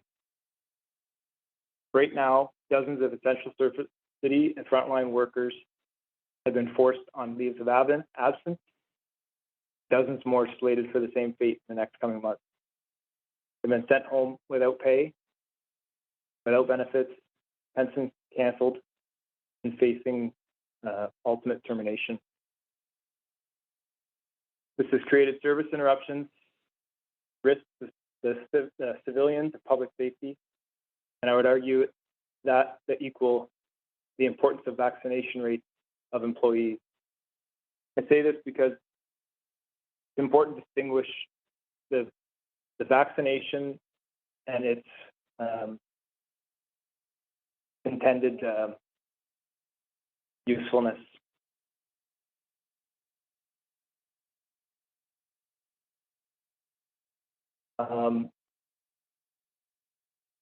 I will go ahead and look at the Ottawa Public Health website as a guide to how to create workplace vaccination policy. I'll read this, and anybody that's familiar with the City of Ottawa policies will know that this is taken pretty much straight from this. First line is Ottawa Public Health strongly recommends business and employees develop, implement workplace vaccine policies for their employees and workforce. The eligible receive a complete series of COVID-19 vaccines. Some excerpts from this policy are policies should require workers to provide proof of vaccination status, require vaccination education courses to those who have not been vaccinated, and outline potential consequences for these workers who do not fulfill the requirements of the policy. It aims to support employees to get fully vaccinated, and its best way to help protect them against the risk of COVID-19 prevention and outbreaks. And this is where the distinction is. The point of contention is that it's becoming widely acceptable that the mRNA vaccines are not intended to guard against specifically the transmission of the virus causing outbreaks. The Ontario Public Health website has a guide to developing your COVID workplace safety plan. And I'll read some excerpts from that. COVID-19 vaccines may supplement, but should not replace any workplace controls. No single action, including vaccination, is perfect at controlling risk. Workplace control measures reduce the chance of people being exposed to the virus. Vaccinations, however, reduce the chance that the person vaccinated will get sick if they are exposed to COVID-19. It cites that control measures are symptom screening, rapid testing, appropriate social distancing, approved PPE, and hand hygiene activities. Those are all listed before the supplementary vaccine effort. It also states that the most effective way to stop the spread of COVID-19 is to limit interactions between people. Further, that after being vaccinated, you are much less likely to get sick if you are exposed to COVID-19. However, you can still get infected and still spread the virus.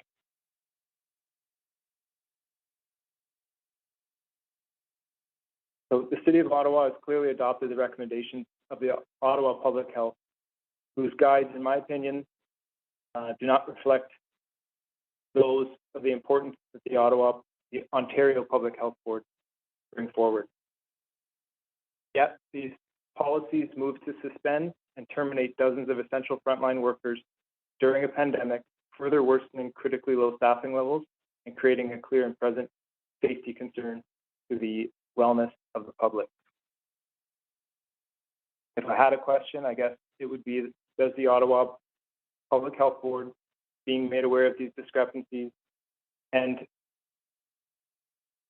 using the term risk mitigation that has been brought up here today, they still support the mandatory vaccine policies for the Ottawa City essential workers? Thank you for that, Ryan. Technically, we don't have questions from delegates to the MOH. I don't know, Dr. Etches, do you want to comment on what you just heard, or save that for questions when we take questions from the board? Thank you, Chair. I'm happy to speak now in respecting the delegates' time. Okay. and being here. So thank you for bringing your perspective. What I hear is your concern for how vaccination policies are affecting the service of police, fire, and paramedics. And I hear that there are hardships and your concerns about service standards. And the question about whether the vaccine policies are still recommended, given what we're seeing with the Omicron variant and how they are more protective against serious illness than against transmission.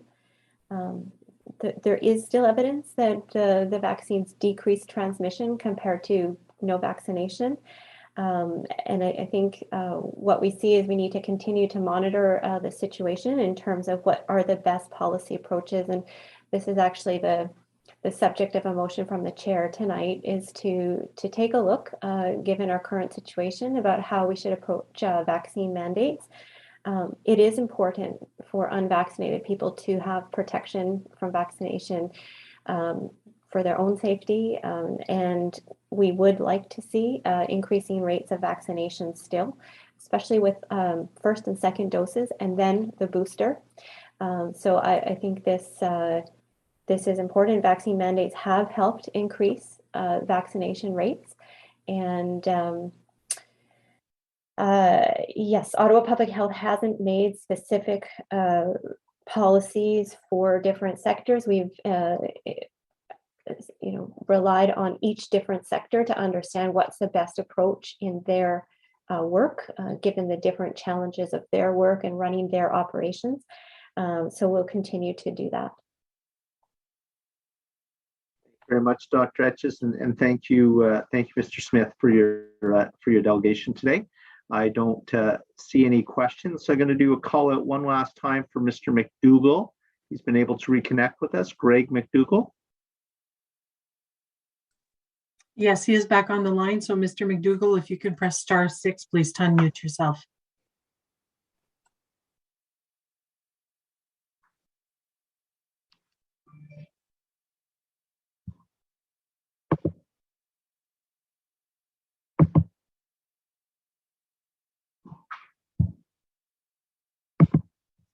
Have we lost Mr. Mcdougall again, Deanne?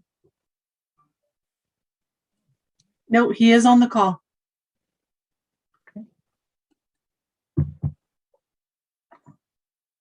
Mr. Mcdougall, if you could hear me, please press *6 to unmute yourself.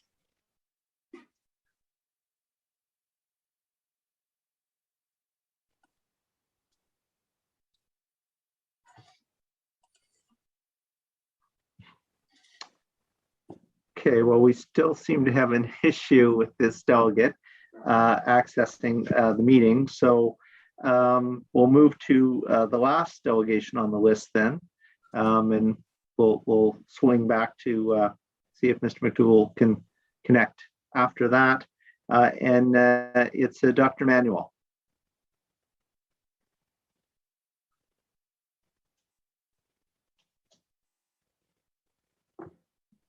Hi, sorry, I was on mute. There we go. welcome, Doctor, and you've been here before, so you know the presentation rules. So I'll leave it to you to make your presentation. Then I'm sure there'll be some questions. I'm not sure if I have, but I was when I was about maybe 10 years old, and with my mom, and that's partly what I was going to talk about. I was going to just talk about personal experiences, actually, and then it's been a real pleasure for me to be part of the discussion in Ottawa and help the pandemic as public health physician, epidemiologist, scientist. And I'm happy to answer questions as well. But what I wanted to talk about was my mother and my grandmother. And I don't know if it's always appropriate to refer to the pandemic as a war or a battle, but sometimes it feels like that. And for all of us, I'm sure, and for me, my mother was English heritage and was quite young in World War II with her 3 brothers, and was in London and evacuated from London during the bombings and then returned. My grandfather was in Africa for much of the time, and my grandmother took care of my mother and her brothers. After the war, a few years after the war, my uncle retells to me how he came home from school and the milk was still in the back porch for some reason. He picks the milk up and he comes in the back door to the kitchen and finds his mother dead on the floor. He drops the bottle of milk, which shatters across the floor, and that's his memory of finding his mother, who died a few years after the war. That death was never recorded as a war death. She left 4 young children. At that time, it must have been depression, and with very little treatment. And we can all kind of imagine what it would have been like for her to have committed suicide with 4 young children. My point here is that the mental health effects will last, and the educational attainment challenges for children will last, and they're going to be very difficult to remediate. My mother never spoke once about her mother dying, and never spoke about mental health. And I wonder how much in different ways that death of her mother affected how she raised me, and even how I was affected by the way she raised me, and how that's affecting my children. And COVID is going to be a multi-generational recovery. I came from a privileged family, and we know that the burden for mental education and others will be borne much more heavily by our disadvantaged populations. And I say all this with real gratitude to Ottawa Public Health, Dr. Etches, and all of you folks too. I think inequities is in our DNA in Ottawa, and it's been in our DNA in Ottawa Public Health before Dr. Etches, for all the medical officers of health. I know that more than anyone, they're close to Dr. Etches's heart as well, and her practice, not only her heart, but her practice. So I just wanted to share that story. And I think it raises for me the sort of imperative, especially for our vulnerable, oppressed, racialized children who are in our care, not only care of the parents, but care of our community for them. And if a 1% increase in depression for children, that would be a catastrophe. We're talking about 20 to 25% of our children who had no mental health before COVID reporting clinical depression or anxiety now. So that's like 20, 30, 40,000 kids. There's no way that we can have clinical services for that many children. We need to think of this as a community mental health problem. And it's the community as a whole creating opportunities to improve our mental health, improve our education, that will be the most important ones. So this is within your mandate, our collective mandate as residents. So I just want to stop there. I just, there's no perfect way out of this pandemic. There's no way to eliminate the direct health effects from COVID for kids. But for many of us, we're even more concerned about mental health and education effects for kids. And not only the kids, parents and families, essential workers, all of us. I'll stop there. Well, thank you very much for sharing a very personal story with us today, and a very impactful one. And one of the things I want to say is, over the last couple of years, I want to thank you for making the numbers, the data, make sense in terms of what we're going through. You've been in the media, you've been on the news, and don't take this in the wrong way, but you don't talk like a doctor. You make the information accessible for the public, and I think that's really important. That people have a better sense of what's going on and the context of the data. So I want to thank for that, because I think that's been a real public service to speak, in a way that, as I say, is very accessible for the general public to understand, better understand what's going on. So thank you for that. We have a question to start from member Banham.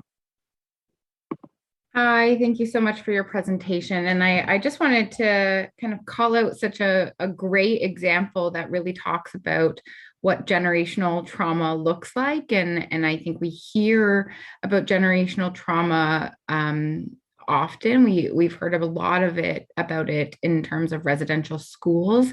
And I think when we can look at what our own trauma that comes from our parents or our grandparents coming back to those war experiences, I think that helps other people understand what that term really means. So thank you for sharing such a thoughtful and personal story. From my perspective, it was great to have you speak to parents and the importance of providing mental health support for parents, because we know that when parents are not fully supported, not, as I believe Gail said earlier, not being supported and not having kind of that stable mental wellness, that can affect the children, and that leads to longer more increased chances of mental health issues. So I'm wondering, because I know I bring it up often, but we've seen a lot of destruction in Ottawa public health, but public health in general across the country and probably across the world, about their supports for home visitors and for really connecting parents. And, the idea of a play date is really against COVID rules at some different parts. So I'd like for you to maybe talk just a bit about what supports parents should be accessing now that would be the best to help their kids. It's maybe a bit outside my bailiwick for the resources, but I think I would say that as a public health physician, when we look at things that are common, we look at community wide, and so maybe that's what I can speak to the most. I think that we need to help each other. January and February, I'm concerned that these are some of the most difficult months for many throughout the entire pandemic. And I think we need to look to each other, not only the formal healthcare system, or not only our mental health services, but to each other for that within our families, within the people that are that we know. And I think that we need to have the liberty for all of us to reach out to each other as well. We all need at some point to call on others when we're having difficulties. I think from a citywide perspective, it's important to create as many opportunities as we can for healthy mental health as well. I wish we would embrace our Nordic heritage more, and take this opportunity to make this a more livable Nordic winter city. I've taken great satisfaction in seeing our Brewer Pond down. I'm right by Brewer Park, and all the ponds being used for the first time in many years. Before pandemic, there may be a person down there once or twice, but now all of our outdoor spaces are being used, and I hope we can leverage that. I hope that we can make it accessible to folks that find winter difficult. So maybe I'll stop there at just some thoughts, but it's not. I wouldn't say it's in my field of expertise and as well. I think that the other previous speakers were very good in that area. I guess what it sounds like you're saying is that we need to build our village back. It always says it takes a village to raise little humans, and it's, we need to build that village back. So I love that idea, and maybe we can call out to all those app builders that live in Ottawa, and they can build us a great app to help us build the village back. I'm happy to field epidemiology questions or how to live with COVID. I introduce a personal one, but I know that many people look to me for more the science of the epidemic, and I'm happy to answer your questions as well in those regards. Well, I have a quick question, Doctor, if I might. I'm going to steal a question from Member Menard that he posed to another delegate. And you just used the term living with COVID. What do you see our next steps to be in that regard as we head down that path? What do you see that we should be doing that we're not doing in the city or the province? I think, and I'm going to disagree or take a different position from some of the earlier speakers. Before vaccination for chickenpox, it's very unlikely that you would reach past first, second grade without having chickenpox. Some people didn't get chickenpox. Some people lived till older age and not have chickenpox, but that was really unusual or uncommon. COVID is much more infectious than chickenpox. COVID is much more infectious than the common cold or the flu.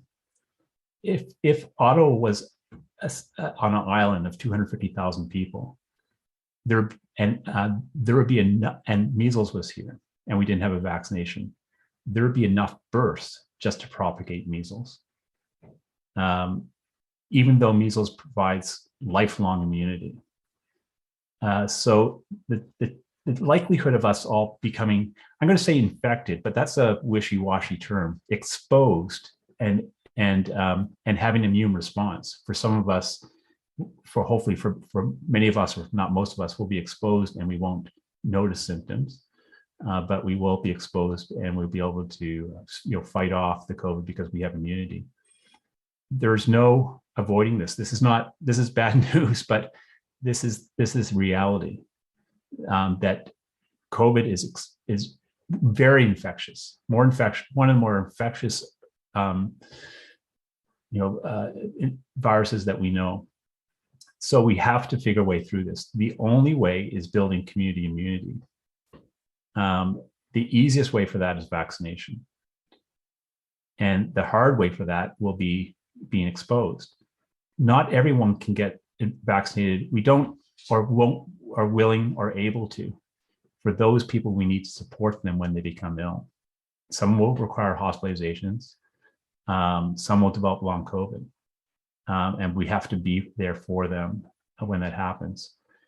At the science table, we've talked about these scenarios. And before Omicron, we were talking about how to safely open it as best as possible in the spring, after everyone is vaccinated with 2 doses that can or is willing to, and then open in a way that we can preserve health services enough so that we can take care of people when they become ill. Many of those, like in Toronto, 40% of people who are First Nations are unvaccinated. And we heard from our First Nation colleagues that reopening plans that rip off mandate are unacceptable. And I agree with that. We have to open in a way that recognizes that not everyone has immunity and will become ill. But we need at some point to do that. And we're in that process now. Unfortunately, with Omicron, we need a third dose for many people. 2 doses. I look at the Oslo outbreak, 99% of people, 75% attack rate, 75% of people at a restaurant with 4 hours exposure develop Omicron. As far as I can tell, in our schools, it's less than 3%. And in our sporting events, from what I've seen from Ottawa Public Health, it's in the 20%. So it's going to be very difficult for us to have businesses support businesses so that they can open in a way that there's not transmission. That was a super spreader event. We are doing well in schools, and we have to be careful in social settings like sporting activities or others. Of the people that had at that restaurant, everyone had 2 doses, and 99% of people had symptoms lasting up to, on average, 6 days. And they reported their symptoms at moderate level, like 3 to 4 out of 5. So we need to get third doses as high as possible, support people for third doses to reduce the severity for when people get infected. But slowly building our community immunity, which will be a multi-year task. It's like we've never had the flu, and now we have a whole generation that needs to build up immunity year after year to a new organism through boosters, which will likely be regular, and through infections that will become milder and milder. But we will have infections in the future. This is more severe than the flu and more infectious than the flu. But I think of it kind of like trying to live life with the flu. I mean, the likelihood of never getting the flu is pretty remote, and it will be much more remote for COVID. Immunization. So thank that. And very quick follow-up question. You said we need to get our third doses up. We need more. Any idea how we do that? Any suggestion as to doing things differently than we are? I don't think anything differently. I think I do have concerns that people are getting tired of this idea of vaccinations. I think we will be requiring more than 3, in the coming years. So it will be a regular part of our life, like the flu shot. To be honest, I have some concerns about three-dose passports or mandates for third shots, because what do we do about people who have been infected and don't have proof of infection? Those people can rightly say that they have immunity, and the imperative for them to get a third dose is lower. There's no perfect way through this, and so I think we still need to look at mandates for third doses, but we need to remind ourselves that they're imperfect solutions and they do have equity issues as well. I don't envy your task. I'm just the bearer of the news, and I try not to shape the policy, but tell you the effectiveness of the policy when it happens. Well, as I said at the beginning, you're an excellent bearer of the news, and we appreciate the efforts that you make to share the information. I don't see any more questions, so thank you very much for coming out today. We really do appreciate it. And I'm going to do one last call before we go to questions for Dr. Etches, if Greg Mcdougal has been able to reconnect with us. I have been. Are you able to hear me? We can hear you now. Absolutely. I'm glad you were able to reconnect. You have 5 minutes, and I'll turn the mic over to you. All right. Thank you. And I appreciate the work everyone is doing and the opportunity I have to speak. I'll start off just by saying I don't think this got enough attention, but the Grand Chief of the Algonquin Anishinaabe Nation Tribal Council died of COVID in September.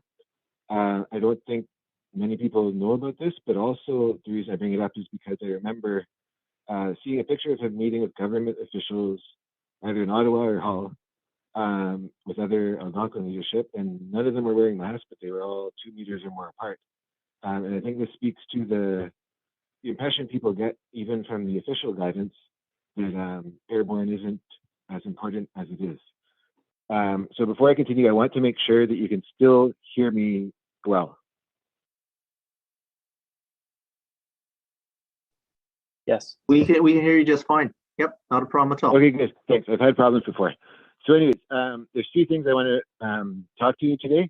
Some statements and actions by Ottawa Public Health that I think need to be reviewed. Some issues that aren't being discussed at all, I think. And then if I have time, some things that were already said in the meeting. And just to note my qualifications, I have a degree in math. I've experienced teaching in high schools and outside of high schools and coaching youth. I'm a mental health expert by experience and by research. And I have an award-winning journal article on occupational therapy and mental health. So I agree with the previous comments from delegates on school precautions, on prioritizing airborne spread knowledge, and supporting people in financial hardship. And I want to note that while this meeting is going on, there have been childcare workers holding an action and rally with demands on both Dr. Etches and on the province for masks and other precautions. So in April, where the childcare advocates were out in force at a meeting of Ottawa Public Health, Etches was saying that it's primarily droplet spread, but it could be airborne. But the guidance on the Ottawa Public Health website still says the first sentence of mask guidance is that it's about droplets. So I haven't seen any change in position. It's really troubling. Secondly, in September, the Ottawa Public Health representative at the OCDSB meeting, the school board, was speaking against the use of rapid antigen testing.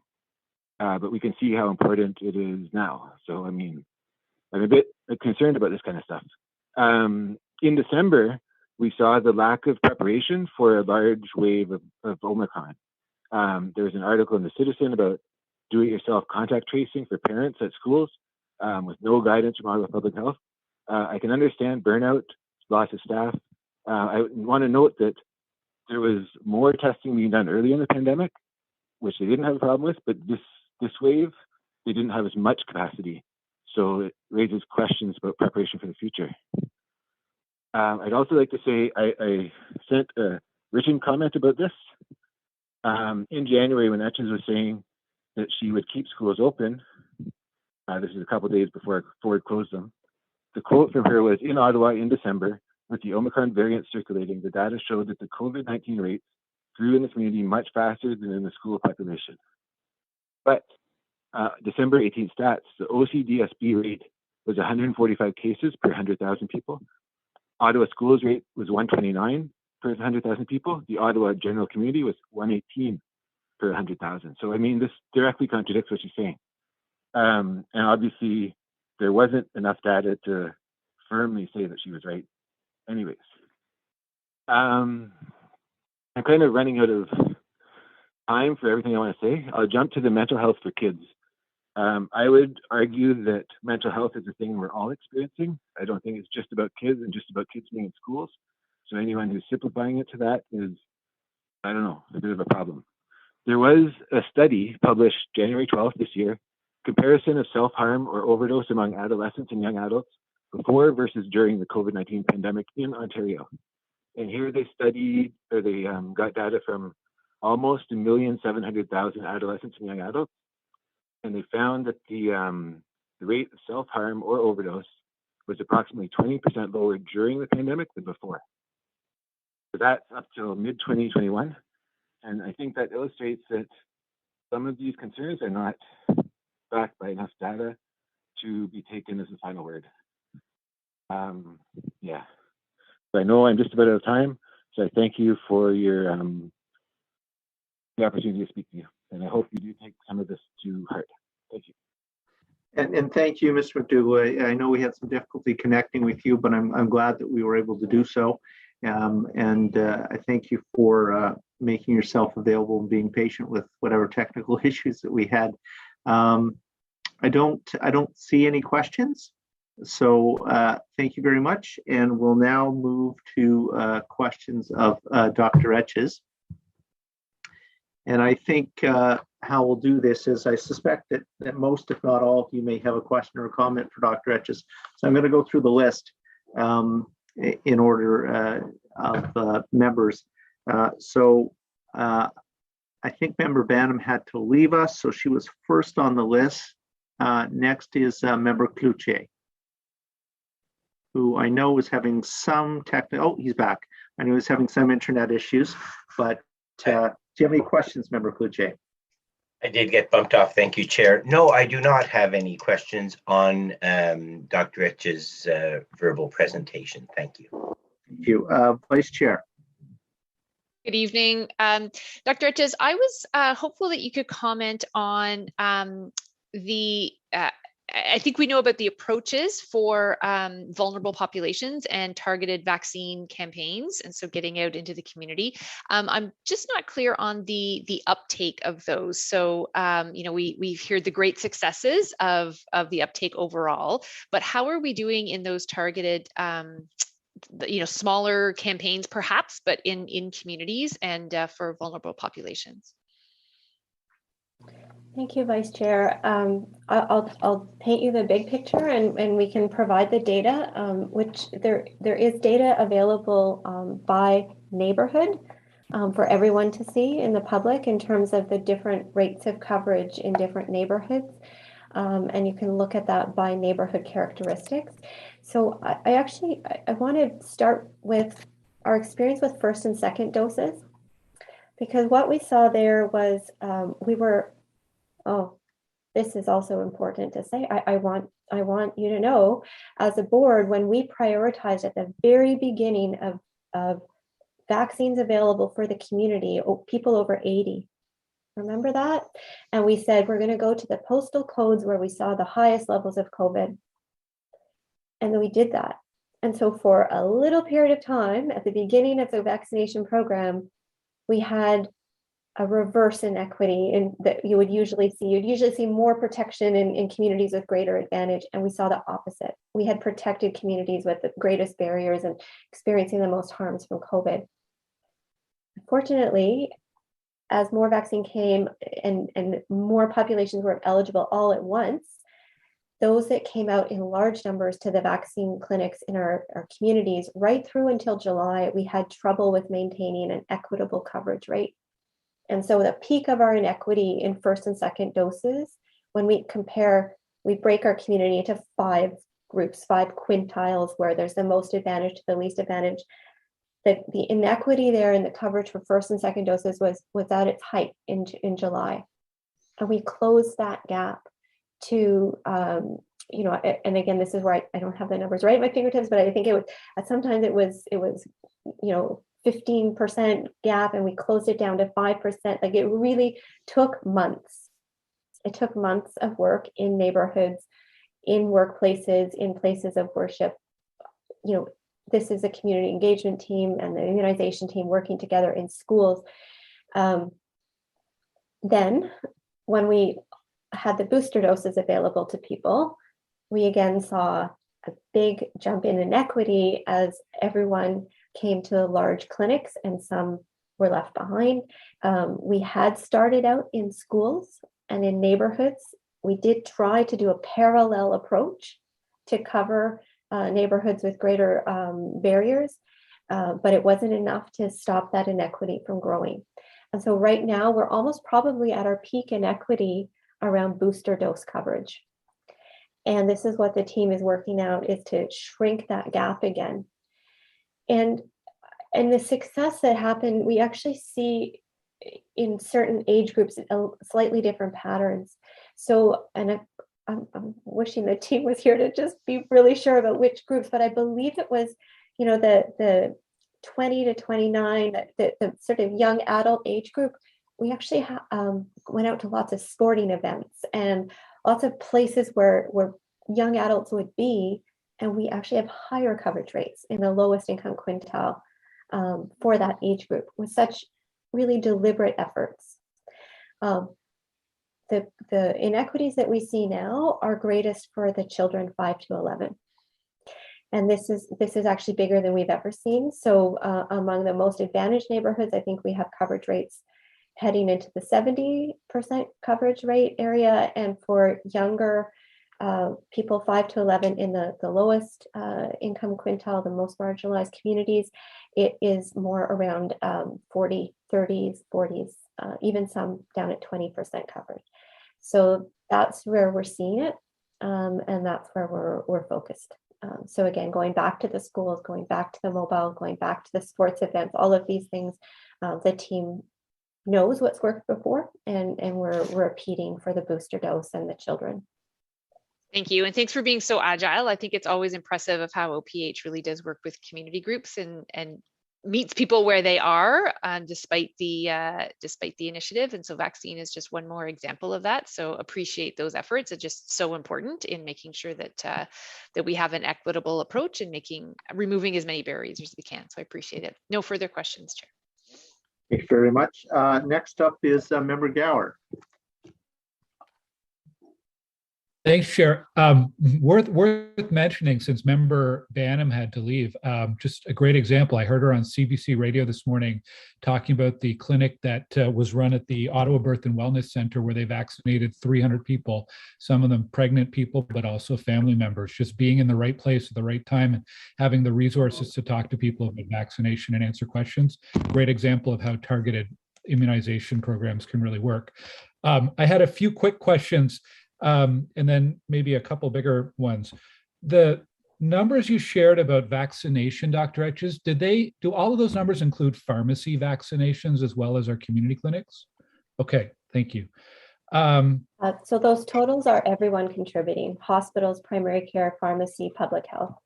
And those are what are on our website. Our dashboard for vaccination coverage includes everyone contributing. Okay. I was also wondering specifically about the role of school nurses and how that might be changing in this part of the pandemic. Like I thought sort of before Omicron, they were more focused on really detailed contact tracing, and it sounds like their role has shifted a little bit. Can you just explain how school nurses are being deployed and what their role is, how their role is evolving perhaps? Yes, this is an active area of transition. So I want to start by thanking all of the school nurses, all of the nurses who came in to support schools in a pandemic. And you know, a lot of these nurses were new to public health work, and you know, it was heavy burden this fall. There was a lot of work trying to help with the case and contact management, answering schools' questions. And the school team also always wanted to see what else we could be doing to help the overall health of children and youth. And so I know they had plans to try to go back to some of the other non-COVID work and do that as possible. What's happened is big rapid change in December as the provincial guidelines for case and contact management in schools were changing, and the need to get people protected with booster doses was urgent. So actually what happened with most school nurses is they ended up helping the immunization effort, and some have been redeployed to work on the outbreaks that are happening in high-risk settings. So working to mitigate outbreaks and support settings with long-term care, retirement homes, shelters. And this is continuing. There's some supports across. I would say because many of these nurses got to know their school communities, and they were aware of what the needs were in different communities, that's been very helpful as we think about the immunization program needing to be focused on communities and reaching communities appropriately. So they're applying their knowledge now of their school community to try to help increase vaccination rates. Just as I described to the Vice Chair, it really is a small team right now that's focused on supporting schools with other health issues besides COVID. And so that that is a small number of people, and they're going to need to rebuild. This is part of our reimagining. So as we can decrease some of the COVID work, what can we do to then think about other aspects of health promotion in schools and with schools? I think the last thing to say about what they're doing is, I think that as we moved some people to the team, I said that was supporting outbreaks. Some of those are also going to be school outbreaks and school, investigations. So as we have absenteeism in schools, not waiting for the 30% threshold, but trying to see where are schools concerned, where is the absenteeism growing, what questions do they have, helping schools through this transition. It's really now part of that outbreak management team where some of these nurses with experience in schools are sort of coming at it from that lens. Okay, thank you. You've covered a little bit of this already, barriers to vaccination. And I think there's maybe two broad categories. One would be the booster shot. And then the others would be vaccinations for younger children, 5 to 11. And it seems like if you look at the numbers week to week, the numbers have very much slowed down over the past 3 or 4 weeks. Is Ottawa Public Health doing any polling or research, or are there any other government entities who are looking into what the barriers or what the reasons for hesitation around vaccine are in those two categories right now? And if so, how are we adapting to those findings? Ottawa Public Health did survey parents about their intentions to vaccinate their children. And if not, why not? Or if they were hesitant, why were they hesitant? So we have the top reasons for why parents were hesitant. Parents were concerned there might be long-term effects from the vaccine, or they felt that the infection might be more tolerable than the unknowns of a vaccine. And so we are targeting our Q&As and our information to answer those questions, to speak about how it's not something we see with any type of vaccine, that there is typically some side effect that shows up a long time in the future. The things we see from vaccinations are the protection that your immune system builds, and there can be allergic reactions right away, or there can be other reactions that we're seeing as we monitor. Actually in children, we haven't seen any of the very rare myocarditis that we saw among younger adults and older people. We haven't seen that in the 5 to 11. So really providing that information. I think there are also current myths circulating, and this is where our team is really doing that on the ground investigation with neighborhoods. So thinking about our particular populations, hearing things about how the vaccine could affect fertility. Well, it doesn't. And so being able to counter that right where we're hearing it, and in those different channels that we're talking about with WhatsApp or Facebook. I have asked the province to use their behavioral insights team. They have a group that looks at what's going on in terms of behavior across the province. And I've asked for more information to be collected, but we're able to use these sources of data right now. I think that's important as we're talking about mandates for a booster shot, that we really understand, why we're at 60% or close to 60%, that we've really exhausted all of our options and our tools available. So I think it's important to understand better what the hesitation might be in both of those circumstances. Yeah, and so I think with the boosters, we're still in the environment of practical barriers to overcome. So transportation is still a barrier for people, especially in the cold, right? So really trying to actually go to where people are and create those mobile options, go into people's workplaces, and even door knocking. We go door to door. Like these are actually important to go back to, as we have found previously. So there's the practical access pieces, as well as the information and trusted source. I've also spoken with the team, and I mean, I want to thank the community engagement team, Kareem, Mackie.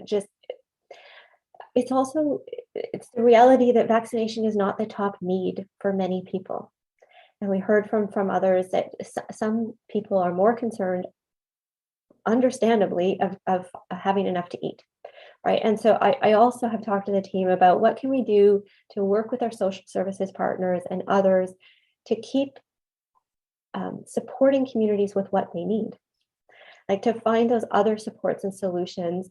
And we can talk about vaccination and let people know there's this vaccine protection for them too, which is also important. So I think we have to use different strategies and really continue to understand from a community point of view what is needed. I think too, if I can observe, there's still a lot of folks out there in the general public who think it's difficult to get a vaccine right now. They're still not aware of the drop-in. Maybe they've tried before at a pharmacy and not being able to get access, or they've had difficulty with the provincial system. So it's probably a responsibility for some of the public officials who have more interactions with the public. We need to just keep reminding people of how they can access, because I think there's still a lot of misinformation about the difficulty or lack of difficulty, more accurately, in accessing. If I can ask quickly, one thing about schools, a number of speakers touched on it in various aspects. And I'm concerned about schools and restrictions and unintended harms. And I started making a list last week of what I've been hearing from parents in my community about school restrictions that I'm not sure are mandated by the province, and I don't think they are by OPH, but things like kids cannot speak while they're eating lunch. There's a high school that won't let students go out for fresh air during breaks. There's talk in one school about making medical masks mandatory to attend. Students in high school, they're allowed to eat in the cafeteria, but can no longer sit on the floor in a circle. They have to sit in a straight line in a circle. And then kids afraid to cough or sneeze because they're afraid of being called out by the teacher because they accidentally sneeze or even touch their mask. And I'm wondering what engagement Ottawa Public Health has with the school board. Are they coming to you, Dr. Etches, or your colleagues to ask for advice, or are there regular touch points? Because I'm really concerned about these over restrictive things that are really harming the enjoyment of school for kids, their mental health, obviously, and are not really, or they're out of balance with actual effectiveness. Yes, I can tell you those are not Ottawa Public Health recommendations. They're not provincial recommendations. And so I think they deserve some discussion with schools and sometimes, school boards. So I would maybe invite our Associate Medical Officer of Health, Dr. Michelle Foote, who is regularly working with schools and school boards to speak about how we are working with school boards and schools, and we can, perhaps take a look at countering some of these measures that are coming from a place of concern. Obviously, nobody wants to harm children. People are trying to do the best thing to limit COVID, but you can hear we do need to think about the children's well-being, not just transmission concerns. So, yeah, Michelle, was there anything you'd like to add? Hi, can you let me know if you can hear me? Okay, perfect. Yeah, we have heard of some of these things that you mentioned happening, and we've touched base with the school boards, the COVID leads, to find out what is happening and what are the reasons for those. So for example, when students have been asked not to speak at lunch, we generally find that this is out of a place of fear. So where perhaps it's in a classroom that might be younger and students aren't able to stay in their seats and there's a lot of interacting and mingling or yelling, there's some fear, of course, that might be increasing the risk of transmission, because we have been trying to advocate knowledge for things that might increase the risk of transmission, like yelling or breathing more heavily. So it is understandable that there might be some fear in some of these policies may be put in place. So when we find out about them, we generally touch base with the school boards and try to understand where they're coming from and talk to them about how the risk of these various scenarios can be mitigated. So for example, we do recommend distancing when people are eating lunch in their classrooms.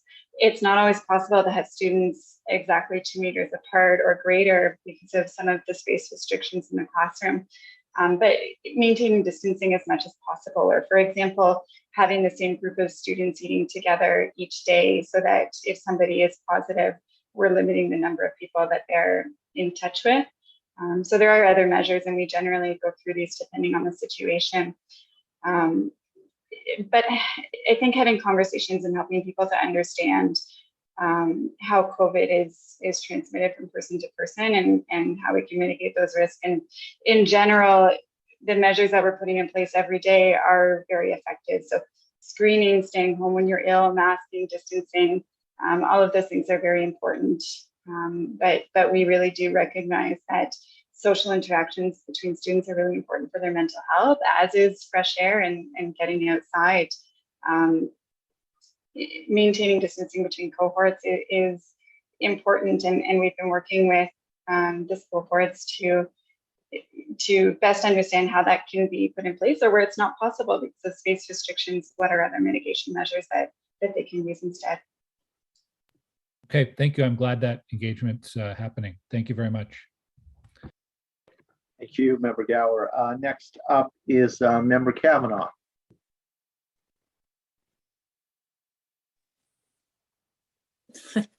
Thank you very much. First of all, I want to say it's a very impressive group of delegates that we had, particularly those that were taking time from their busy schedules. I really appreciated hearing from them, and it just shows what's going on out there. In terms of resident Chandra Plasma, when she was raising a lot of concerns about how to make schools safer. And Dr. Etches, I'd like to get your opinion on some of her recommendations, particularly about vaccinations, mandatory vaccinations, the filters for the classrooms, and other measures that would help. Should these be in place? Thank you, Member Kavanaugh. I think we have, I guess maybe not as a board, I'm trying to think back to our comments about Immunization of School Pupils Act. I certainly have made it known that it's my professional recommendation that we use the Immunization of School Pupils Act once children have had a chance to be vaccinated, and we've had that chance to work on overcoming barriers to vaccination for children. So you heard in my response to the Vice Chair, we still have some work to do to make it easier to reach children 5 to 11 in some communities. So we want to do that.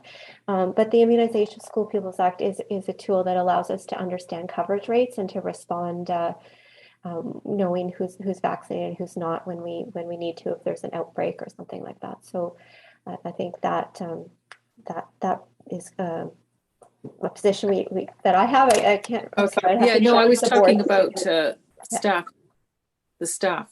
So that is a decision also made by boards because they're the employers. So it's like with other employers, we know they are trying to balance many different competing demands in terms of what kind of occupational health and safety measures they have in place, how they run their operations. So we've seen some take that step, and certainly we think it's worth thinking through the process of vaccine requirements because of the added protection for individuals and against transmission. When it comes to ventilation, we do recognize there's an airborne component of COVID-19. And so this is part of what we have changed our website, to recognize this, to promote ventilation as one of the aspects that we can all use to make indoor spaces safer. Unfortunately, the science isn't very clear yet in terms of how carbon dioxide monitoring exactly could relate to level of safety. So we want to maximize, the ventilation that we can. Opening doors and windows, using updated HVAC systems, using HEPA filters. These are all reasonable things to add in, for sure. I believe another point that was brought up was using PCR tests. And I think what we saw in my verbal update is actually that rapid antigen tests could be more available and could be used in a more timely way. to support understanding whether somebody is testing positive for COVID or not in school age population. This is something, again, Councillor Menard's motion speaks to. In terms of the public reporting, we are relying on the Ministry of Education's approach here on absenteeism, but we're going a bit further in terms of our communications to schools and childcare settings has been, don't wait till you hit 30%. Anything you need help with and guidance on, let us know. And we see the school boards also taking decisions that they will be doing some notifications if they become aware of people who are testing positive. So this is an evolving space that we're going to need to monitor and see, what the impact is of this transition, what we're learning, what we're seeing. So I think we're not done yet in terms of exactly how this will look into the future. Our epidemiology team is really taking a look and going to be looking at this closely.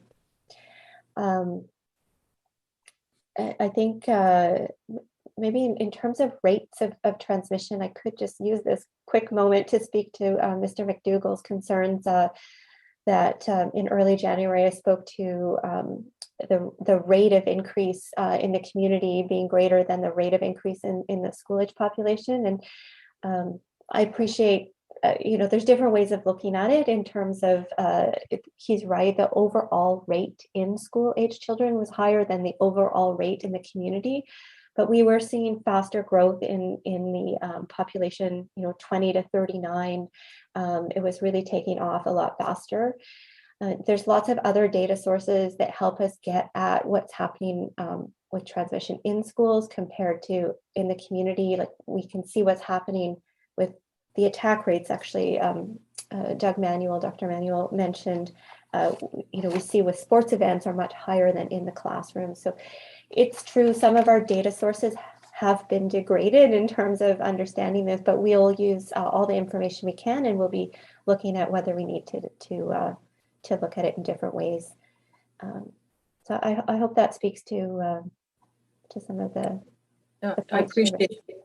Yeah, I think we all agree that kids are better off in school for all the reasons that have been pointed out, in particular mental health, and it's just, making it as positive as possible with all precautions taken. So I think that was the point everyone's getting at. So I appreciate that. In terms of hospitals, I'm hearing about a fear of just going to a hospital, and there's a reality there that if you are suffering from something else and you end up in a hospital, the rate of COVID right now is inevitable, and it's just so frightening. What more can hospitals do to protect patients or protect everyone?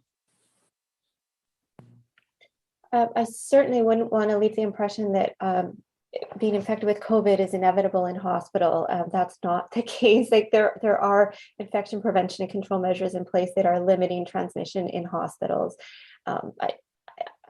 You've heard people speak to how transmissible this virus is. It can be challenging, but we do see there's still containment of COVID and strict approaches to infection prevention and control in hospitals. So I think the other thing we're seeing here is that it's milder illness. Dr. Forster spoke to that. It's not always the reason people are in hospital, and people are coming through it, being treated for other conditions. So I definitely want people to understand, if you need critical care, you should go to a hospital. The hospitals are there to provide critical care. They will serve you well. I think what we do is work with our partners to review infection prevention control measures, and we're constantly looking at that. We meet with partners every day. Thank you very much. I'll leave it to my colleagues for more questions. Thank you very much. Next is Member Lakin. Thanks, Chair. I don't have any specific questions about the report. I did want to simply ask, well, first of all, comment. It's hard to believe it's coming up on 2 years we've been having this conversation. Could Dr. Etches give us a sense of morale as we look on issues related to staffing, and just kind of give us a sense of how things are going internally as we continue to march through this? Just a broad sense would be great. I think you heard in some of my comments towards the end of my verbal report, the Omicron wave was another, wave, like intense period that took energy and took energy at a tough time of the year. So I don't think that helped morale. I think what I've seen more clearly recently is we can't keep putting off working towards the future. We have strategic retreats of the senior leadership team, and we were planning in November, started the conversation about what are the key mindsets we need going into the future of OPH. And then December, we had another retreat plan. It was canceled because of Omicron. Well, we met today because I think part of getting out of this and feeling like it's never ending is to define where we want to go. And so that's part of what we're doing now. And I think that will help, especially as we can engage staff more and other managers. So this engagement period is we're entering into over the next couple of months, I think will help. I would say some teams have it harder than others in terms of the negativity that comes with their work. So people who have to answer the phone, people who have to explain why a 4-year-old can't get a vaccine, some of these things are much harder in terms of its impact when you're dealing with anger and those kinds of things. Some of the things we see on social media are not very pleasant to read. So the teams need to, take breaks, escalate to supervisors. And I would say some teams are feeling boosted by the support from the school nurses. Member Gower asked about being redeployed to help more with outbreaks, to help with immunization. So some teams are actually getting a bit more support. And I think the last thing is I continue to be concerned about managers. And I see Vice Chair nodding. Like this is the group that puts in a lot of hours sometimes. That we try to limit overtime hours of other employees, but managers sometimes it's harder. And we're really also continue to focus on specific plans for managers. But it's a hard time. It's a hard time right now. Yeah. Thank you for giving me a chance to ask and for Dr. Etches a chance to share some information. So that's it. Thanks so much, Chair. I also think it's really important to recognize the successes of the team. So I know your support over the months has been really helpful. The team did just an emergency task of really getting a lot of people booster doses. That was a success. I'm proud of them, and I think that's probably many other people that they don't hear from. So we'll try to share recognition as well when we can. Thank you. Well, I think Dr. Etches, I speak for the whole board when I say we're proud of the team as well.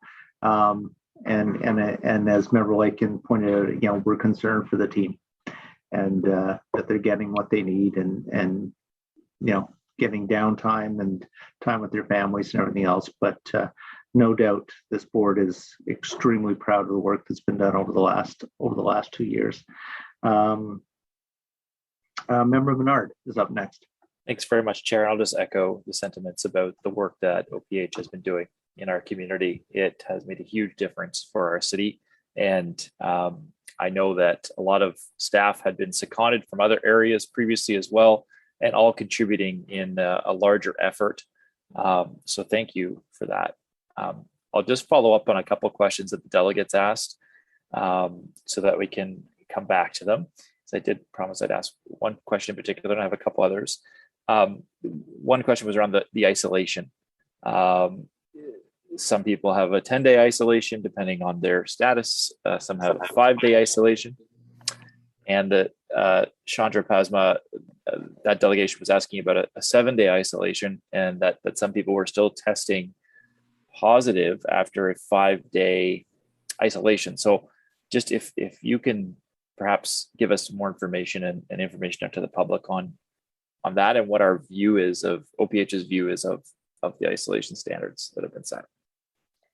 Certainly, the guidelines for it's called case and contact management. I know it's not that friendly of a term, but they come from the province, and they are informed by the evidence and analysis that Public Health Ontario does around the science that would guide case and contact management. So my understanding is the 5-day period was chosen because people are typically most infectious from 2 days before the onset of symptoms until 3 days after the onset of symptoms. And so 5 days takes you past the period where people are most infectious. That said, there are differences. So if someone is immunocompromised, that infectiousness can stretch out, and it's a 10-day period. If someone's not vaccinated, they're infectious longer, so it stretches out to the 10-day period. Although you can see some policy decisions by the government, because younger children are not necessarily fully vaccinated and they're still able to use a 5-day isolation. So this is about also, Again, I think the province would be best able to speak to the evidence they use, but it's about reasonableness and compliance and trying to slow down transmission rather than keep everyone home for 10 days and try to stop all transmission, because transmission's happening even the days before, and people aren't as likely to isolate for 10 days as they are for a shorter period. So what I can do is take it back and go through the channels to talk to the Public Health Ontario leads who are looking at the evidence to guide isolation periods, and do another request in terms of, are they seeing anything that would warrant a change at this point. Okay, thanks for that, Dr. Etches. That's helpful. I wanted to go back to schools as well, and about the reporting in schools. It was kind of touched on a bit earlier by Member Kavanaugh as well. That 30% number, is that effective? Is it advisable that we keep that? Is that something that OPH is in agreement with, that it makes sense? Or I think I've heard you say we're going to be doing more to make sure people have the knowledge they need when we know, but maybe just clarify for me on that topic. Sure. And I also forgot to say something else about, in the meantime, with the 5-day isolation, just sort of to finish it, we also know there's some added recommendations for going out of isolation after 5 days. So people are meant to wear a mask for the remaining 5 days when they're in close contact with people outside their household. And they are meant to be without a fever and in a situation where their symptoms are resolving. So they're not supposed to go to a high risk setting. Don't visit someone in long-term care for those extra 5 days. So there still is a recognition that there could be some transmission, and to then it's a focus on mitigating that risk to higher risk settings. So, but in terms of the 30%, there is no particular number. I think it's important to look at trends. This is part of what our epidemiology team is going to be looking at. So what we know, I believe, pre-COVID, is that there are routine amounts of absenteeism in schools. So, and I think they differ. I did have this written down somewhere. I think elementary schools, typically they see about 7% absenteeism day to day pre-COVID, and high schools it's a bit higher, 15% day to day. So that's a baseline. And then I think what we see is sometimes others, like adult high schools, might even have more absenteeism. So we need to reconnect with what is the usual baseline as well to guide what's happening. I think today, just at the initial reporting, we're seeing 25%. We don't know how many people have chosen to keep their children home. There's different things. So this is a period of exploration to try to learn about what that good trigger will be. And I do think it's not necessarily just going to be 30%. Okay, thank you for that. My last question is just around and I think this is I think we're evolving with this one, but droplets versus aerosol transmission. I think OPH recognizes the droplets as a fairly low risk compared to aerosol transmission now, or I just don't know where we're at with that. I know the delegate mentioned a couple things on our website, but anyway, maybe you can help on that portion of the droplet versus aerosol transmission. Right. So it's not either or. It's that COVID is a respiratory virus that will be spread by droplets, and it will be spread by smaller particles that stay in the air longer as well. So that's where the airborne piece comes in. And so we see the masks that we've been using, they are effective at keeping in the larger droplets, and they have been effective at decreasing COVID transmission. Not 100% perfect, but they've made a difference. And so we recommend using masks that will decrease transmission better when they're fitted and when they have at least 3 layers. We see even in hospitals and in other settings, people are using medical masks. They're not always recommended to use fit tested masks unless there are certain conditions, and this has been reviewed over and over again. So again, we follow the evidence of Public Health Ontario in making our recommendations for what types of masks need to be used. But we do recognize an airborne component of COVID, and so that is why we are now trying to emphasize ventilation as one of the layers, as well as masking, as well as distancing that can help decrease transmission.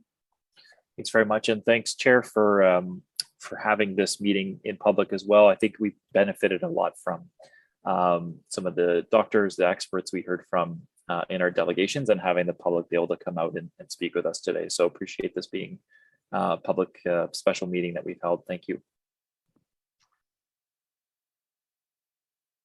And you're on mute, Chair. I said you're welcome, Bernard. It is important that we share as much as we can, especially with schools just starting back up and people uncertain about those circumstances. Member Pinnell, please. No question, but thank you so much, Dr. Etches, and to your awesome team. Thanks. And last, Member Tilley. Well, again, I'll commend you and your team, Dr. Etches. First of all, what a great panel of delegates you lined up for us tonight, whether that was spontaneous of their offering or some of them were asked. I just found it so informative and validating to hear from some of the people in the front lines there. So thank you for that. And secondly, I hope people realize, sometimes I feel for your team that they're on the receiving end of blaming the messenger, that we're responding to a once in a lifetime, never seen before pandemic situation, and we're learning as we go along. So I certainly learned a lot tonight, and I hope we can celebrate the successes. And I'll share with you that I want to commend Ottawa Public Health and the City of Ottawa. This is our second go around. It's no surprise that all the shelters were an outbreak. We had over 40 positives between staff and clients, and how things were handled this year compared to roughly this time last year, it's like night and day. So we're learning as we go. We're getting better at this as we go, but boy, what a relief in how things were handled as we went through the outbreak this time, the service to the clients and the staff here a year later. So hopefully we're not doing this again a third time around next January, and things will continue to improve. And my only thoughts were further to what Councillor Gower mentioned, and I think Chair Eglai asked Dr. Manuel was about the some of what we're doing tonight with some of these motions. Is it your sense that part of the response to the request for people to get out for the third dose? I've certainly seen the message out there from Ottawa Public Health. I think we've done an excellent job of reminding people vaccines are available. Do you sense it's just a fatigue, an overall fatigue of people that here we are, we had such optimism in the spring as the vaccines were rolling out, and now here we are in January 2022, and we're in the midst of another outbreak. Is that some of what you sense it might be, just a fatigue amongst people, that they're tired, I think Dr. Manuel said? We do think that could be part of it, and it's a bit confusing for people when they see people who are vaccinated testing positive for COVID, and not to jump right to say, oh, it's not useful at all, because behind the scenes we see it actually is keeping people out of hospital. So you have to look at the data to actually understand the rates of hospitalization and serious illness are really different whether you're vaccinated or not. But what the average person sees is just their friends who are vaccinated might be getting sick. So yeah, we have to clarify that there's still utility that's very important to have a third dose. Great, thank you. Keep up the great work. I just have a very quick question, Dr. Etches, and it kind of builds on what Member Tilley was talking about. One of the reasons I introduced the motion I did tonight is I'm a little concerned that as we reopen, people are going to feel, well, we're over that hump. And, the latest numbers we got tonight on third doses was 59%, which is certainly nothing to sneeze at. But we'd like to see those numbers higher. And so I'm wondering what the team's thought about in terms of dealing with that, I'm not going to say false sense of security when we reopen, but dealing with that change in circumstances when we're allowed to go to restaurants again, we're allowed to go to sporting events, but we're at 59%. Has the team given any thought to how to, in effect, boost the booster, I guess, for lack of a better term, get more jabs and more arms so people still understand it's important to get that third dose, and it does have a positive impact. What sort of strategies are we looking at in that regard? I think partly it is going to where the coverage rates are lowest. So that means smaller teams that go right to people will be a big piece of this. I think that we need to continue, to have forums like this, but also to use different channels. So to use different languages, to meet people through their friends, actually, in other networks, as other spokespeople. It's not me. So that kind of work, to increase uptake. I think the workplaces were actually quite useful in closing the gap. So we're standing those up again. So advertising that more, that we're entering a time where a workplace can invite a mobile team to come. That is a good way to reach people. It takes longer to get to everyone, but I think using some of these strategies, and as the motion says, we need to think about what our policy approaches or other measures that could make a difference, and assess the different options at this time. It's a complex. We're in a complex transition. And so, as Dr. Manuel said, there's going to be more natural immunity. There's lots of different variables where we don't even have, again, we don't have the studies to show what will be most effective. We have to learn from other countries and look at the evidence of what works as we go along. But I think the main part of what the message you're also sending in the motion tonight, Chair, from you is that caution. So I think we've seen the people in Ottawa be cautious in terms of continuing to be careful with mask wearing and keeping distancing and limiting the number of contacts. And so I think this is something we can ask the province to keep in mind as they're reopening, and the people of Ottawa to do their part as well, that we still see high levels of Omicron in the community. And so it's still relevant for us each to do our part, I think is another message. Just a last quick question, Doctor. You mentioned it, Dr. Manuel mentioned it, the higher levels of exposure, more people are going to get COVID. even people that have been vaccinated twice. What's your message to somebody who's been vaccinated twice and got COVID? Do they get the third dose? Do they need the third dose? Is it going to benefit them and their families? I think yes, the third dose is still recommended, and I think people are looking for clearer guidance about when to get it.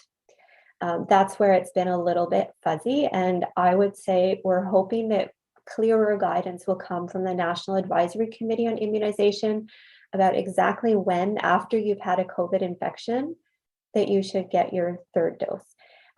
So I think we will have that more definitive information soon. But the short answer is it's still recommended. Thank you for that. Before we can, I'm looking to Deanne here. Deanne, before we can receive the report, we have to deal with the motions, correct? That's correct, Chair. And as we deal with your motion, you should cede the chair to Vice Chair DiGiovanni. I was just about to do that. Thank you. Just about to do that. So I'll step away figuratively from the chair and let the Vice Chair take over.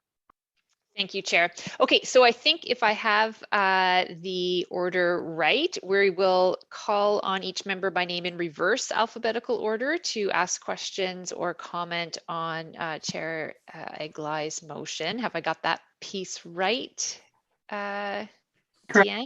Yeah, okay. So we will start then. Back to Member Tilley, please. Oh, all good, works for me. Thank you. I'll support it. Thank you. Member Pinel? Same here. Thank you. Member Menard? Thanks very much, Vice Chair. I really appreciate the changes the Chair has made, and I'll be supporting the motion. Thank you. Thank you. Member Lakin? I thank you, Vice Chair. No questions. Thank you very much for doing this, Chair. Thank you. Member Kavanagh? Thank you for the collaboration on working on this motion. I appreciate it. Supporting it. Thank you. Member Gower? Yeah, a comment and a question. I guess I hope in the discussions with the province that the full conversation that we've had today is captured, that there's more than just a vaccine mandate required to encourage boosters. So looking at the whole range of resources and approaches that's needed to encourage vaccination.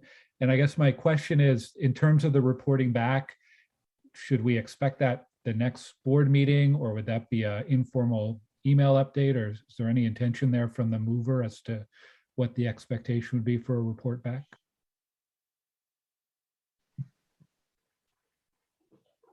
I think our next meeting is actually very soon, in a couple of weeks or a few weeks. So I'm not sure if we'll have all the analysis. It's really Public Health Ontario that we'd be looking to for some scientific guidance, as well as conversations with the Office of the Chief Medical Officer of Health. So I'm not sure if we'll have all the information together by then, but I could provide an update. Yeah. Okay, thank you. I just looking for what was intended. I didn't realize we had a meeting coming up so soon. Thank you. Thank you. Member El Shantiri, is he with us? He is not on the meeting right now. Okay, I'll take my turn in line. So I too appreciate all of the behind the scenes work to build, to really be thorough in how this motion was written. So I appreciate that. And similar to Member Gower would say, meeting people where they are and removing barriers, as we think about mandates and as we think about that cautious reopening, I think is equally important. And I really like how that was stressed in the motion. So I'd support as well. Membre Cloutier. Merci, Madame la Vice-Présidente. Thank you. No questions on this motion. And I don't believe Member Banham has rejoined. Okay, so I think we will call a vote on this motion. And can we say that it's carried? Anyone opposed? I've seen lots of nods. Carried. Anyone opposed? Carried.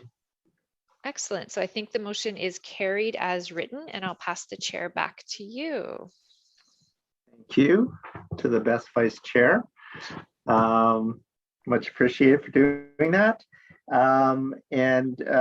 We'll do the same thing with Councillor Menard's motion. If anybody has any questions for him, and I'll go through the list.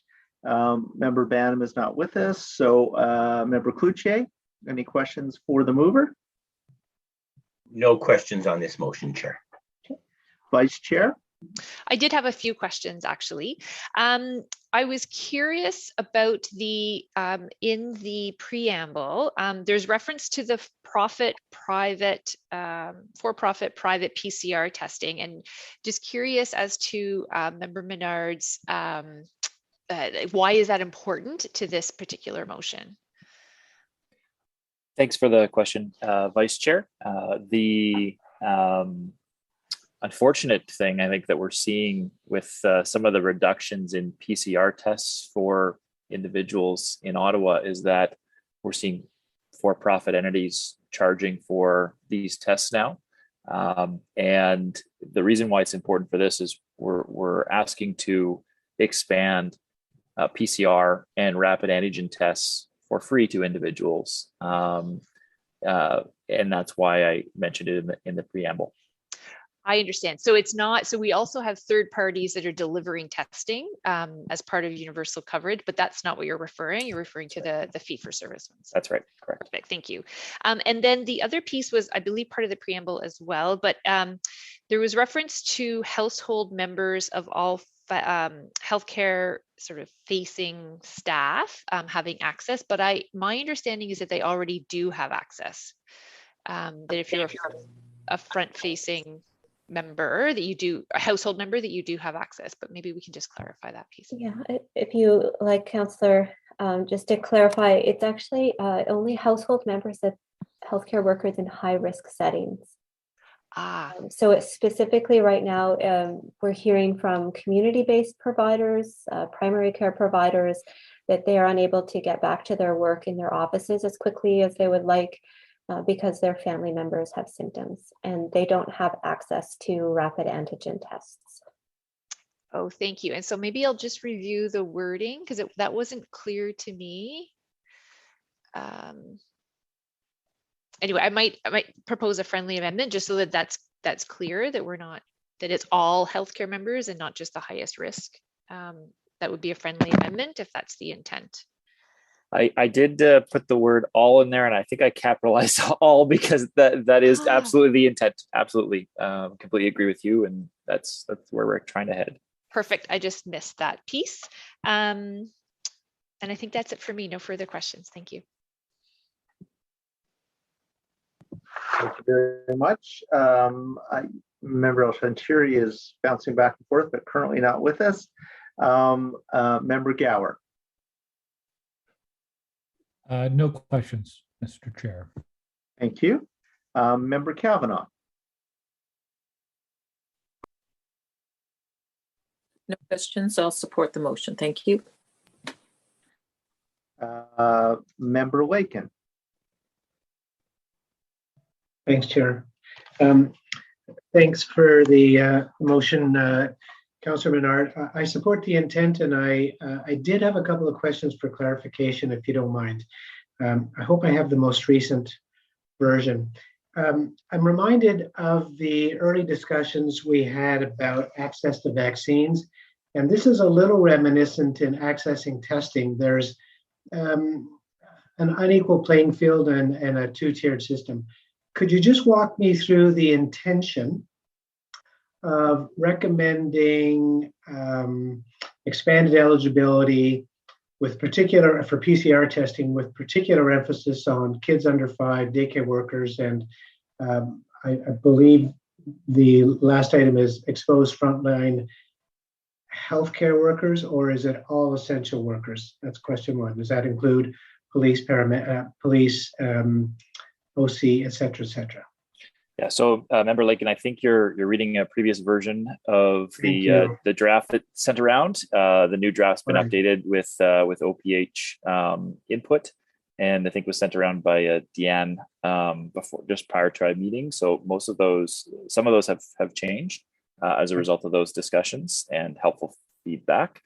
The ones that are included there are seen by, as I understand it, public health professionals as a need, particularly since access to rapid antigen testing is not as prolific as we wish it would be in some of these settings. So that is the reason for those particular groups, particular obviously in daycare, childcare settings, as well as healthcare, frontline healthcare worker settings. So that was the reasoning behind that. I hope that's some clarity.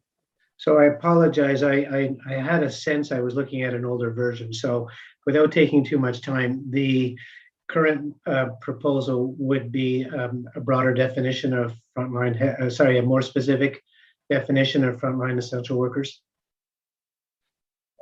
It's specific to healthcare frontline workers, forward-facing healthcare workers.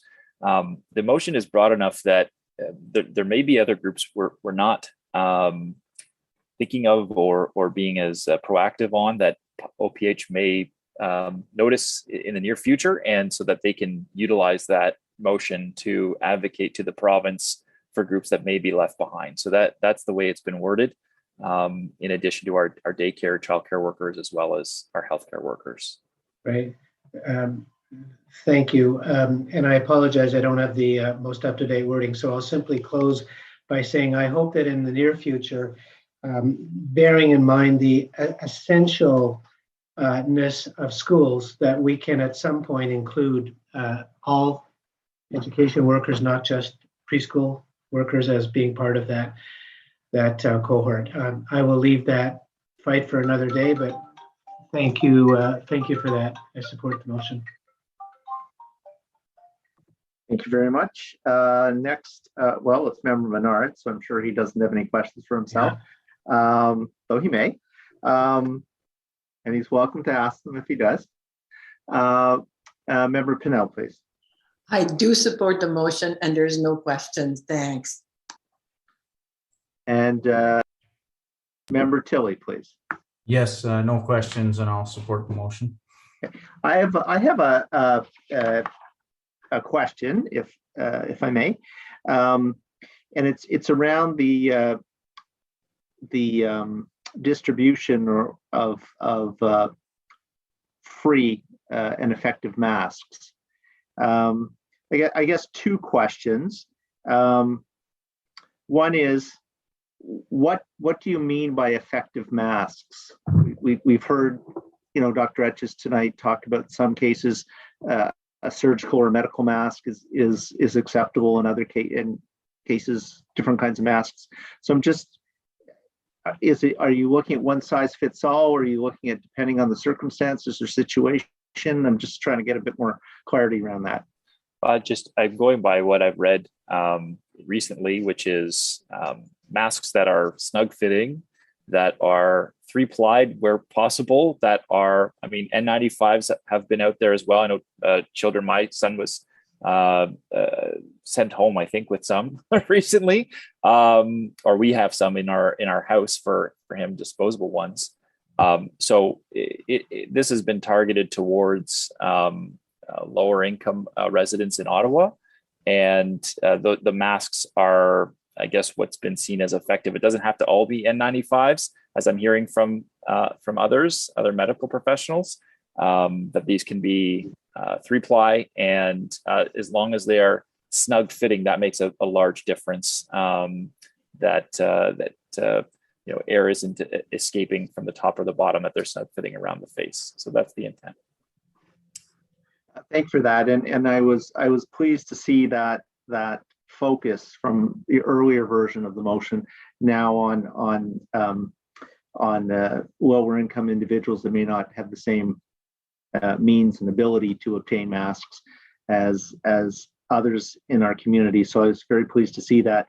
And I guess the last question on that piece, Member Menard, is do you see that you referenced through local agencies? Do you see a role for Donna Gray and the Human Needs Task Force type approach? Should the province accept this reasoning and provide a large number of masks to the city.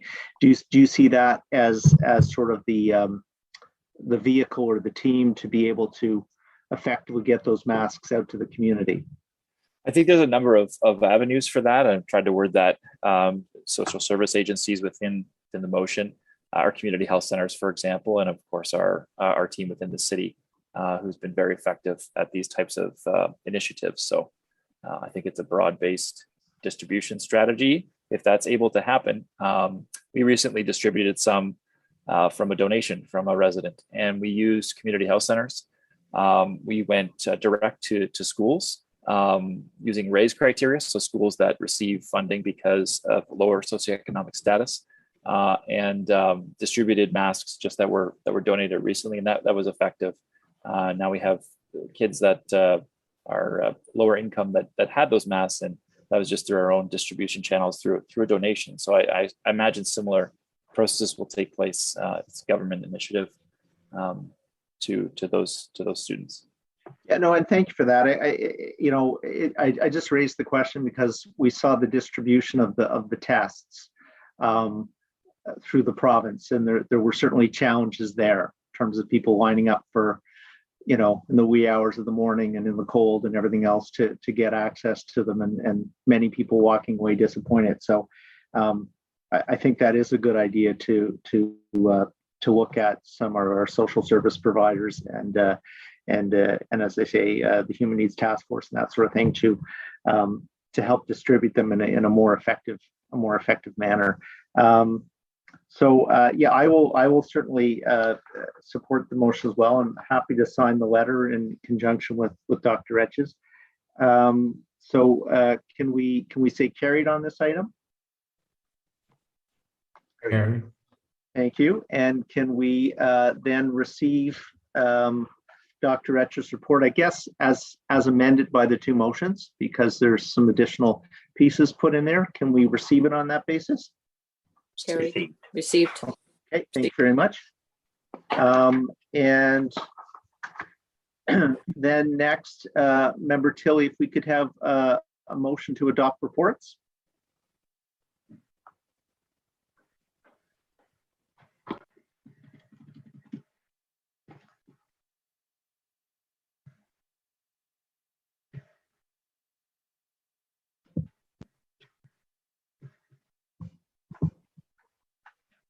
Member Tilley, you're on mute.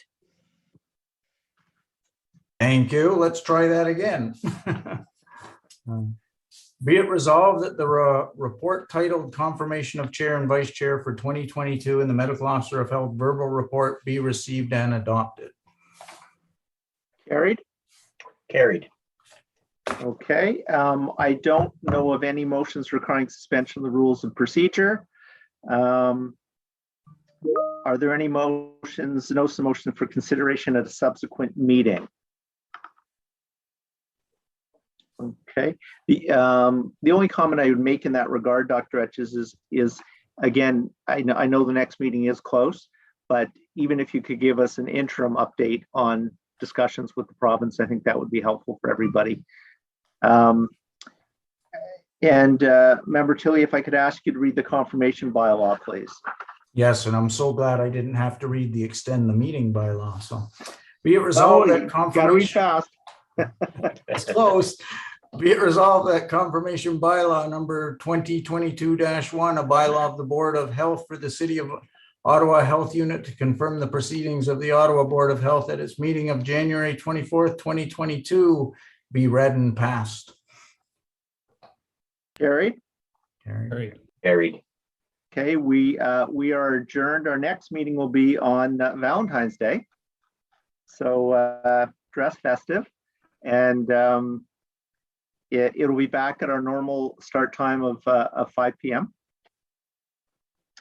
And again, we're adjourned, but before everybody jumps off, I just want to remind any media who may be watching this meeting on the YouTube live stream that we'll have a Zoom media availability 15 minutes after the adjournment, so it's about 7 o'clock. This replaces the post-meeting media scrum that would normally happen after in-person meetings. If not already registered, media representatives wanting to participate can email ophmedia@ottawa.ca. Thank you, everyone, and we'll see you in a couple of weeks. Bye all. Thank you, everyone.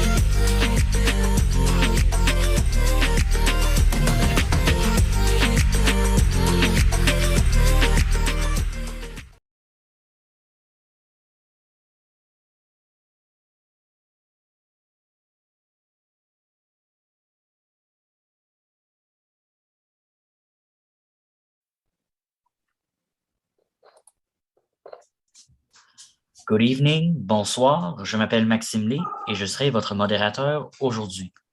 My name is Maxime Lé and I will be your moderator today.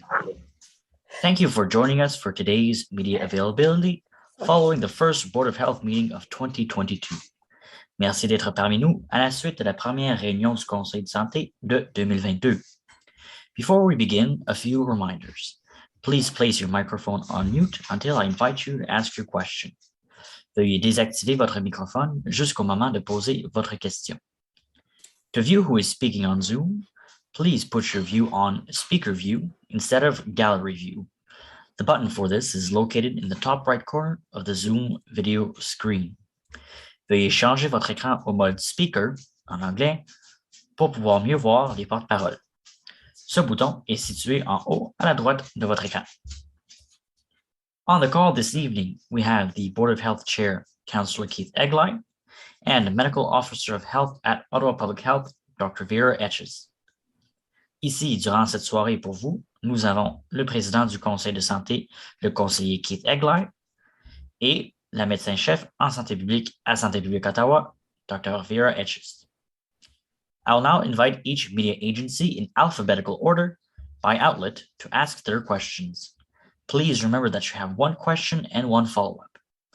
Nous allons maintenant répondre aux questions des médias en ordre alphabétique selon l'agence. Chacun pourra poser une question ainsi qu'une question de suivi. We will therefore begin with CBC Ottawa, Guy Quenville. Guy, over to you. Hi, can you hear me okay? Yes. Thank you for your time. I know it was a long meeting.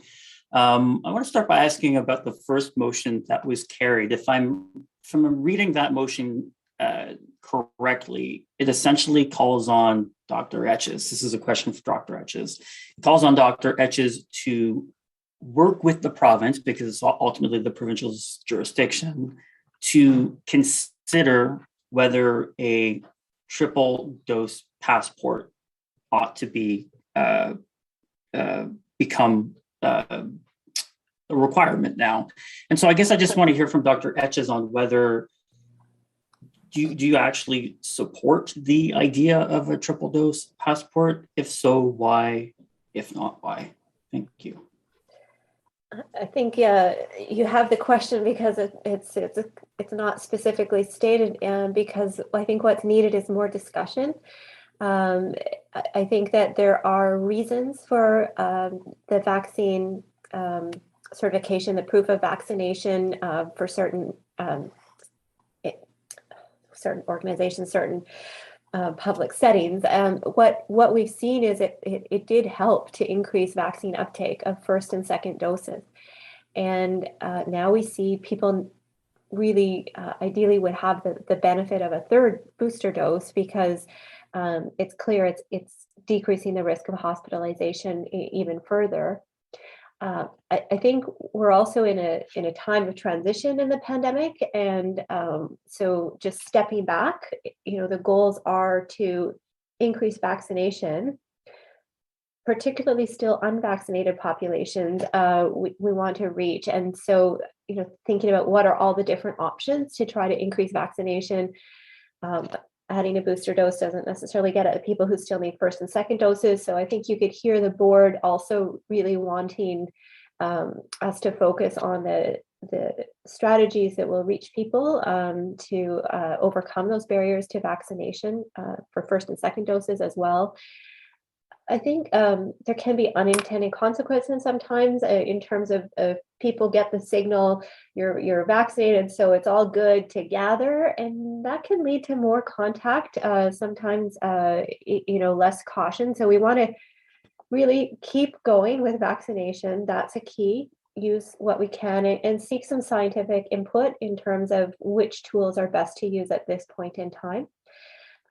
And still send a message to the broader population, of course, that caution is needed at this point, that vaccination alone isn't quite enough to get us through this Omicron wave and keep our healthcare system functioning. So there are other things we need to keep doing.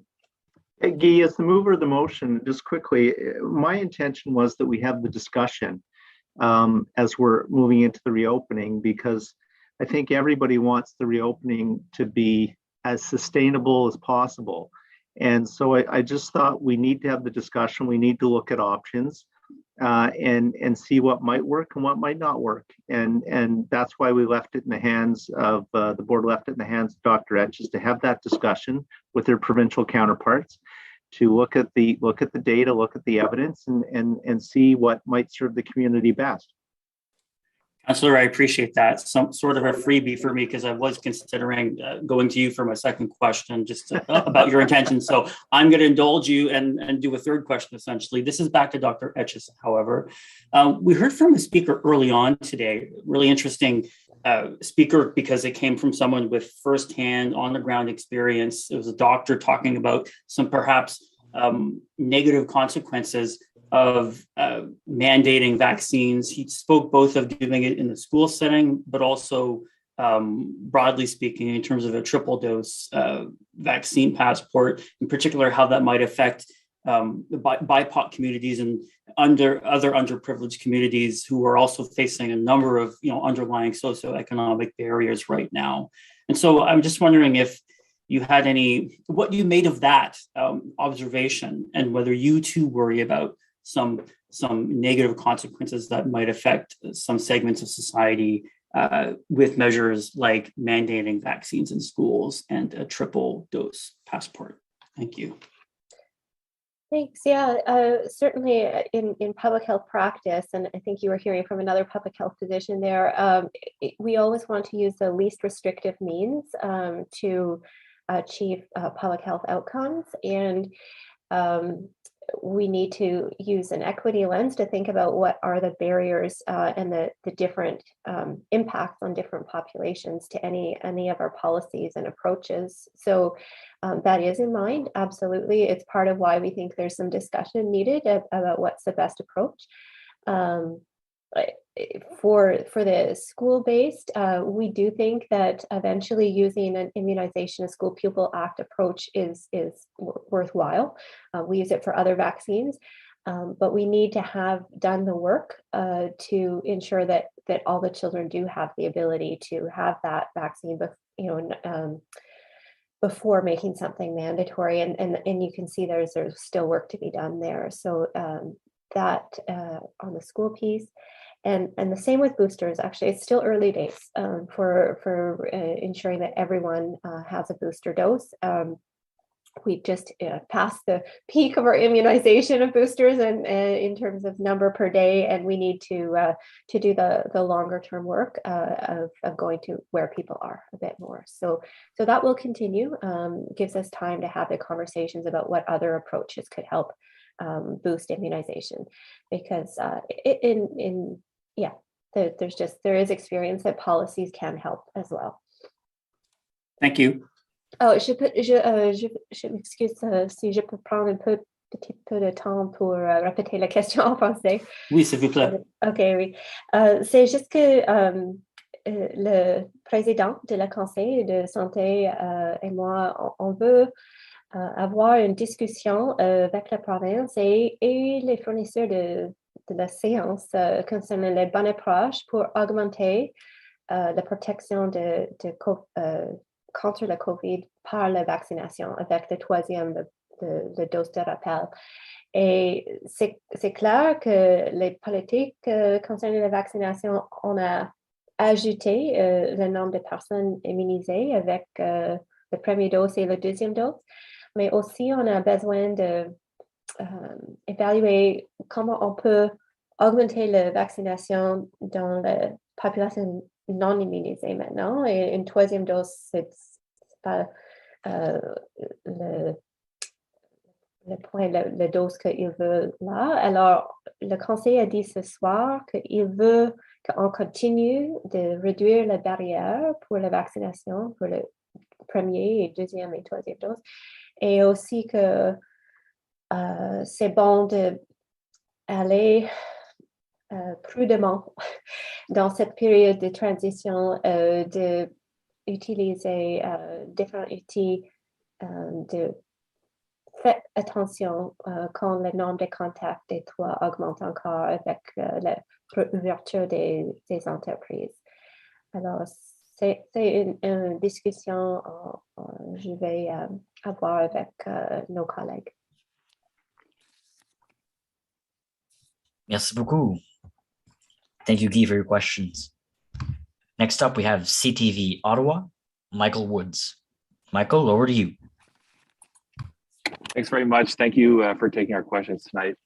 Dr. Etches, I wanted to ask you first, you spoke a bit about the encouraging indicators in terms of the sort of slow decline in the wastewater indicators and other measures. And we heard from Dr. Tam, I believe late last week, who said that there are early indications that infections may have peaked at the national level. I just wanted to ask you locally, do you believe that that Omicron or that the Omicron wave has peaked? It looks like it, yes. Unfortunately, not in its impact, though. Unfortunately, because what we see is now following, it has entered into higher risk settings. So the hospitals, the long-term care homes, the retirement homes, the shelters, correctional centers. These are populations where now we're seeing very high levels of outbreak, actually just slowly dropping in total numbers of outbreaks, but growing in terms of the number of people testing positive still. And then unfortunately, we see some hospitalizations can come and even death. So that's hard for everyone involved. And I think this virus is unpredictable. We don't have a lot of information around the world about how it will behave next.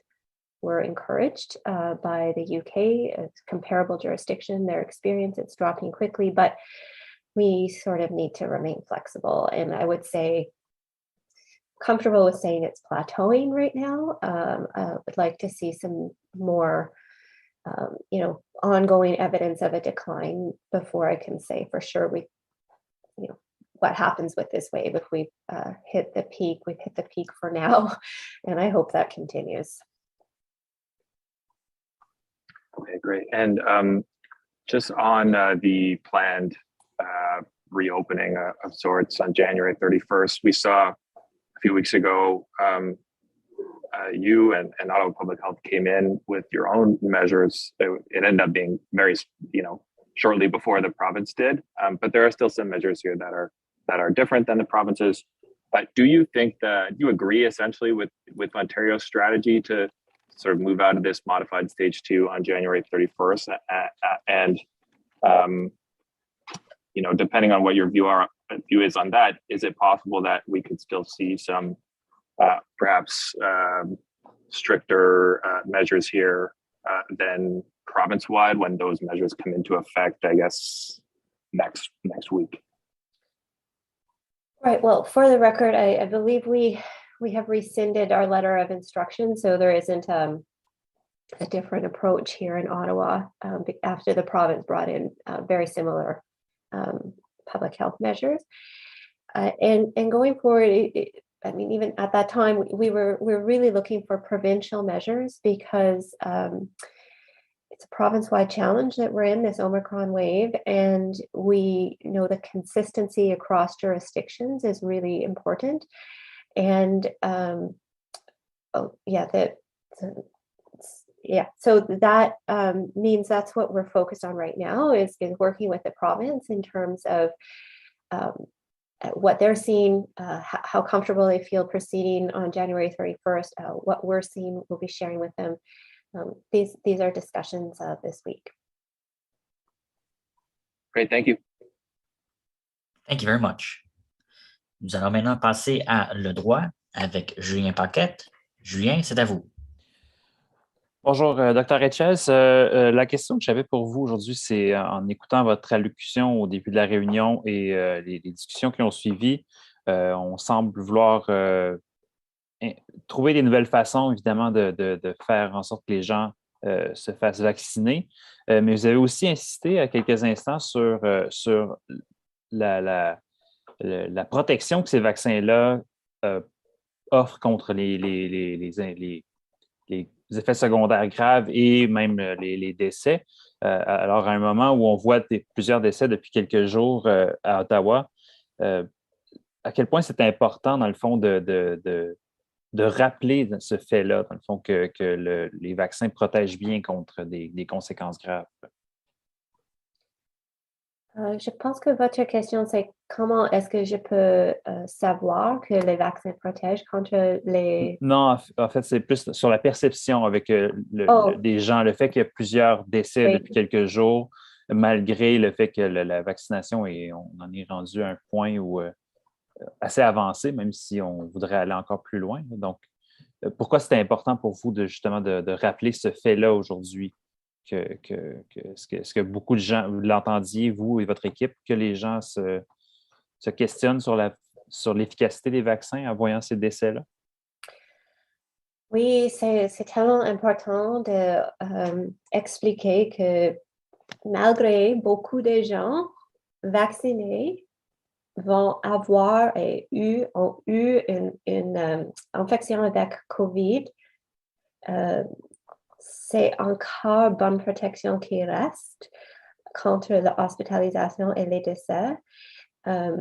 C'est un peu difficile peut-être pour les gens qui voient leurs amis, les membres de leur famille avec une maladie comme une rhume. Mais quand on voit les taux dans la population, c'est sérieux. Le nombre des hospitalisations, le nombre des décès, le nombre des éclosions dans les lieux avec plus haut risque. Alors, c'est important que il comprend, c'est la quantité de Omicron, la quantité dans la communauté qui donne le plus grand nombre de décès maintenant. C'est pas que le vaccin ne fonctionne pas.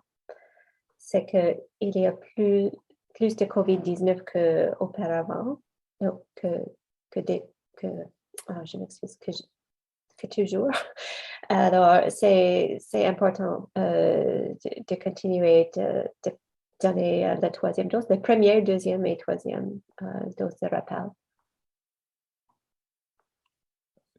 Et est-ce que c'est quelque chose que vous avez beaucoup entendu, vous et votre équipe, dans le fond, des résidents d'Ottawa, un peu de scepticisme, justement, à force de voir autant de décès depuis quelques jours par rapport au vaccin, dans le fond? J'ai reçu quelques courriels, différentes demandes quand la population regarde les nombres de personnes vaccinées dans les hôpitaux. Mais ça, c'est la différence entre le nombre et le taux. Parce que plus que 80, ou presque 80% de notre population, c'est 800 000 personnes à Ottawa sont vaccinées.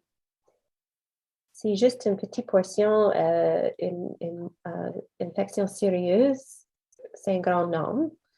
Et pour la population non vaccinée, c'est une population plus petite, mais le taux de vaccination, c'est vraiment plus haut. Et c'est pourquoi c'est compliqué pour les gens, parce qu'ils regardent le nombre et c'est différent que le taux. Et le taux montre le risque. C'est pourquoi j'ai partagé des graphes, des graphiques, oui. Oui, les graphiques concernant les différentes lignes où le risque, c'est visible.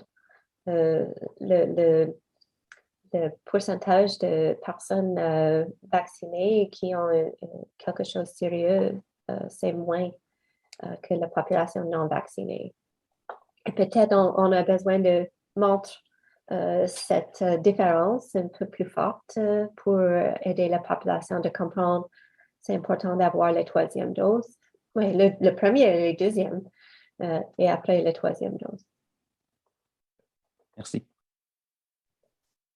Merci beaucoup.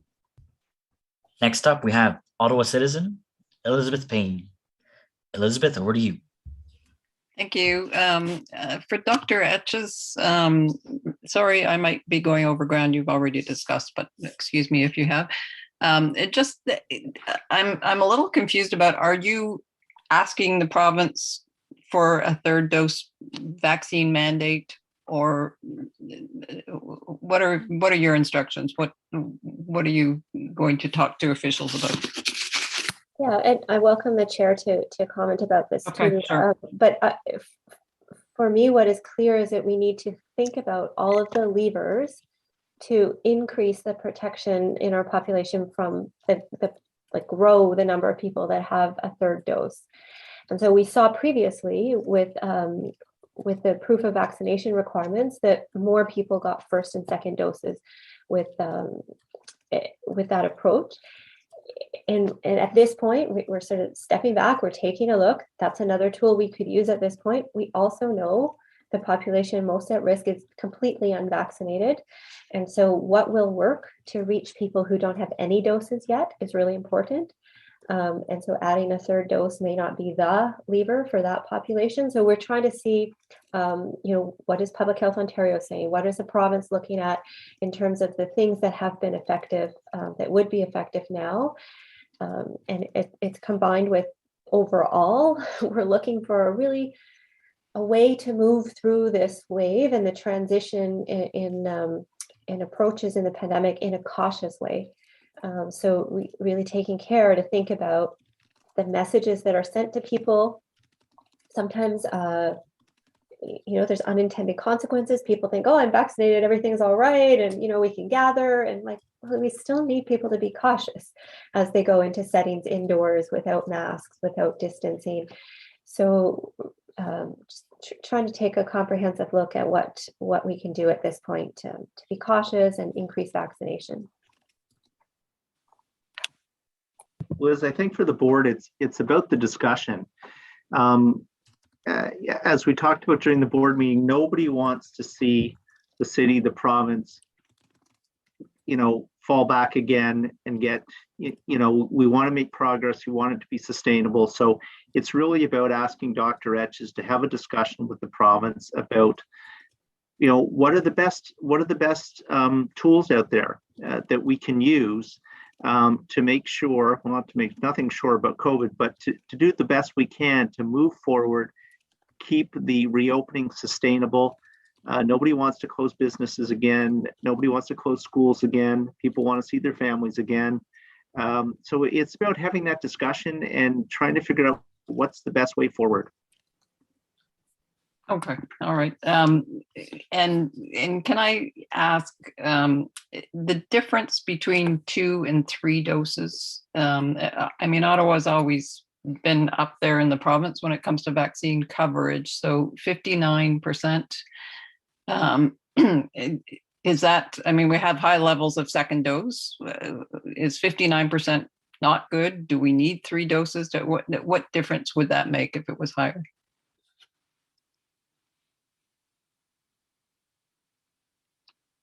Oops. You're on mute, Dr. Etches. Yes, we would like to see the coverage with the third booster dose as high as the second dose. So, our goal for the first dose was 90% plus, and we're just slightly below that for the second dose. So we're aiming, I think right now for the whole population, 5 plus, it's 85% has a second dose, 12 plus 90%. Actually, it's 18 plus there is eligible for the booster right now, and we're at 91% with a second dose. So I would say we need to aim for 90% with a booster dose because for the individual, that third dose means your risk of hospitalization is dropped by 90%. Compared to with 2 doses, it's about 70% that drops your risk of hospitalization. And that difference between 70% and 90%, it's significant. And when you look at, the hundreds of thousands of people that still could have this vaccine, that is a lot of people. So it's an important way to decrease the pressure on our healthcare system, as well as keep people safer from serious COVID infection, from long-term COVID. All of these things are advantages for the individual too. Thank you very much.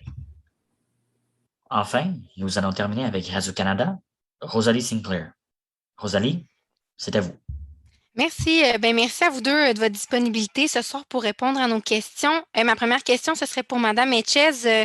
Concernant les écoles, aujourd'hui, on a eu les chiffres sur le taux d'absentéisme à Ottawa. Il y a 6 écoles qui ont un taux d'absentéisme au-dessus de 30%. Et j'aimerais savoir, est-ce que ce sont des données qui vous inquiètent? Est-ce qu'on est d'accord avec cette nouvelle façon de faire de la province? Oui, c'est le premier jour que nous avons cette information concernant l'absentéisme dans les écoles. Et oui, nous avons déjà regardé où il y a des écoles avec des absentéismes de taux plus haut. Et notre équipe va faire le suivi avec les écoles pour investiguer un peu qu'est-ce qui se passe. Il y a des écoles où le taux d'absentéisme est souvent plus haut. Peut-être il y a des gens qui aussi choisir d'utiliser l'apprentissage en ligne. Il y a différents aspects. On va faire le suivi et évaluer la situation bientôt. Je pense aujourd'hui, ça a commencé. Et ce n'est pas un pourcentage spécifique qui va activer notre approche. Notre équipe a beaucoup d'intérêt de travailler comme auparavant, de travailler avec les écoles, les administrateurs, les administrateurs dans les garderies, aussi quand ils ont des inquiétudes. Avant le 30% absentéisme, s'il y a un changement, quelque chose de différent, nous sommes ici pour discuter les situations avec les écoles. Ce n'est pas juste les écoles avec un certain niveau d'absentéisme. Parfait. Puis pour ma question de suivi, toujours adressée à vous, Madame Etchez, donc votre position sur la 3e dose, vous voulez qu'il y ait plus de gens qui aient la chercher. Vous aimeriez même que le passeport vaccinal en Ontario passe à 3 doses. Donc, si vous pouvez me parler de votre position, puis également, on a vu du côté du Québec que le passeport vaccinal est exigé maintenant dans les grands magasins. Est-ce que c'est quelque chose que vous aimeriez voir également en Ontario, qu'on demande la preuve vaccinale dans des grands commerces? Je pense, en fait, il y a sûrement des grandes marques là, qui vous viennent en tête, mais les grands magasins, les grandes surfaces. Non, ce moment, la direction de la conseil et mon approche, c'est de discuter les avantages et les désavantages avec une approche de changer les demandes de vaccination dans certains lieux.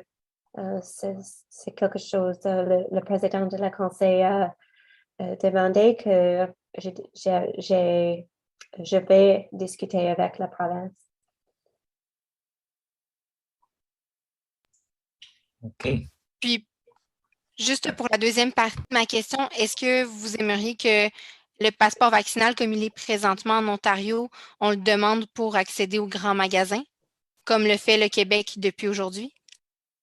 Non, pas à ce point, parce que pour moi, c'est une question comment on peut changer l'approche et je voudrais avoir la discussion avec Santé publique Ontario et les autres gens avec les données, la science de guider cette décision. Merci beaucoup. Merci beaucoup. C'est tout le temps dont nous disposons aujourd'hui. Merci d'avoir été présent et à la semaine prochaine. Oh non, pas la semaine prochaine, mais à la prochaine. So that is all the time we have for today. Thank you for tuning in and see you next time. Good evening, folks. Thank you.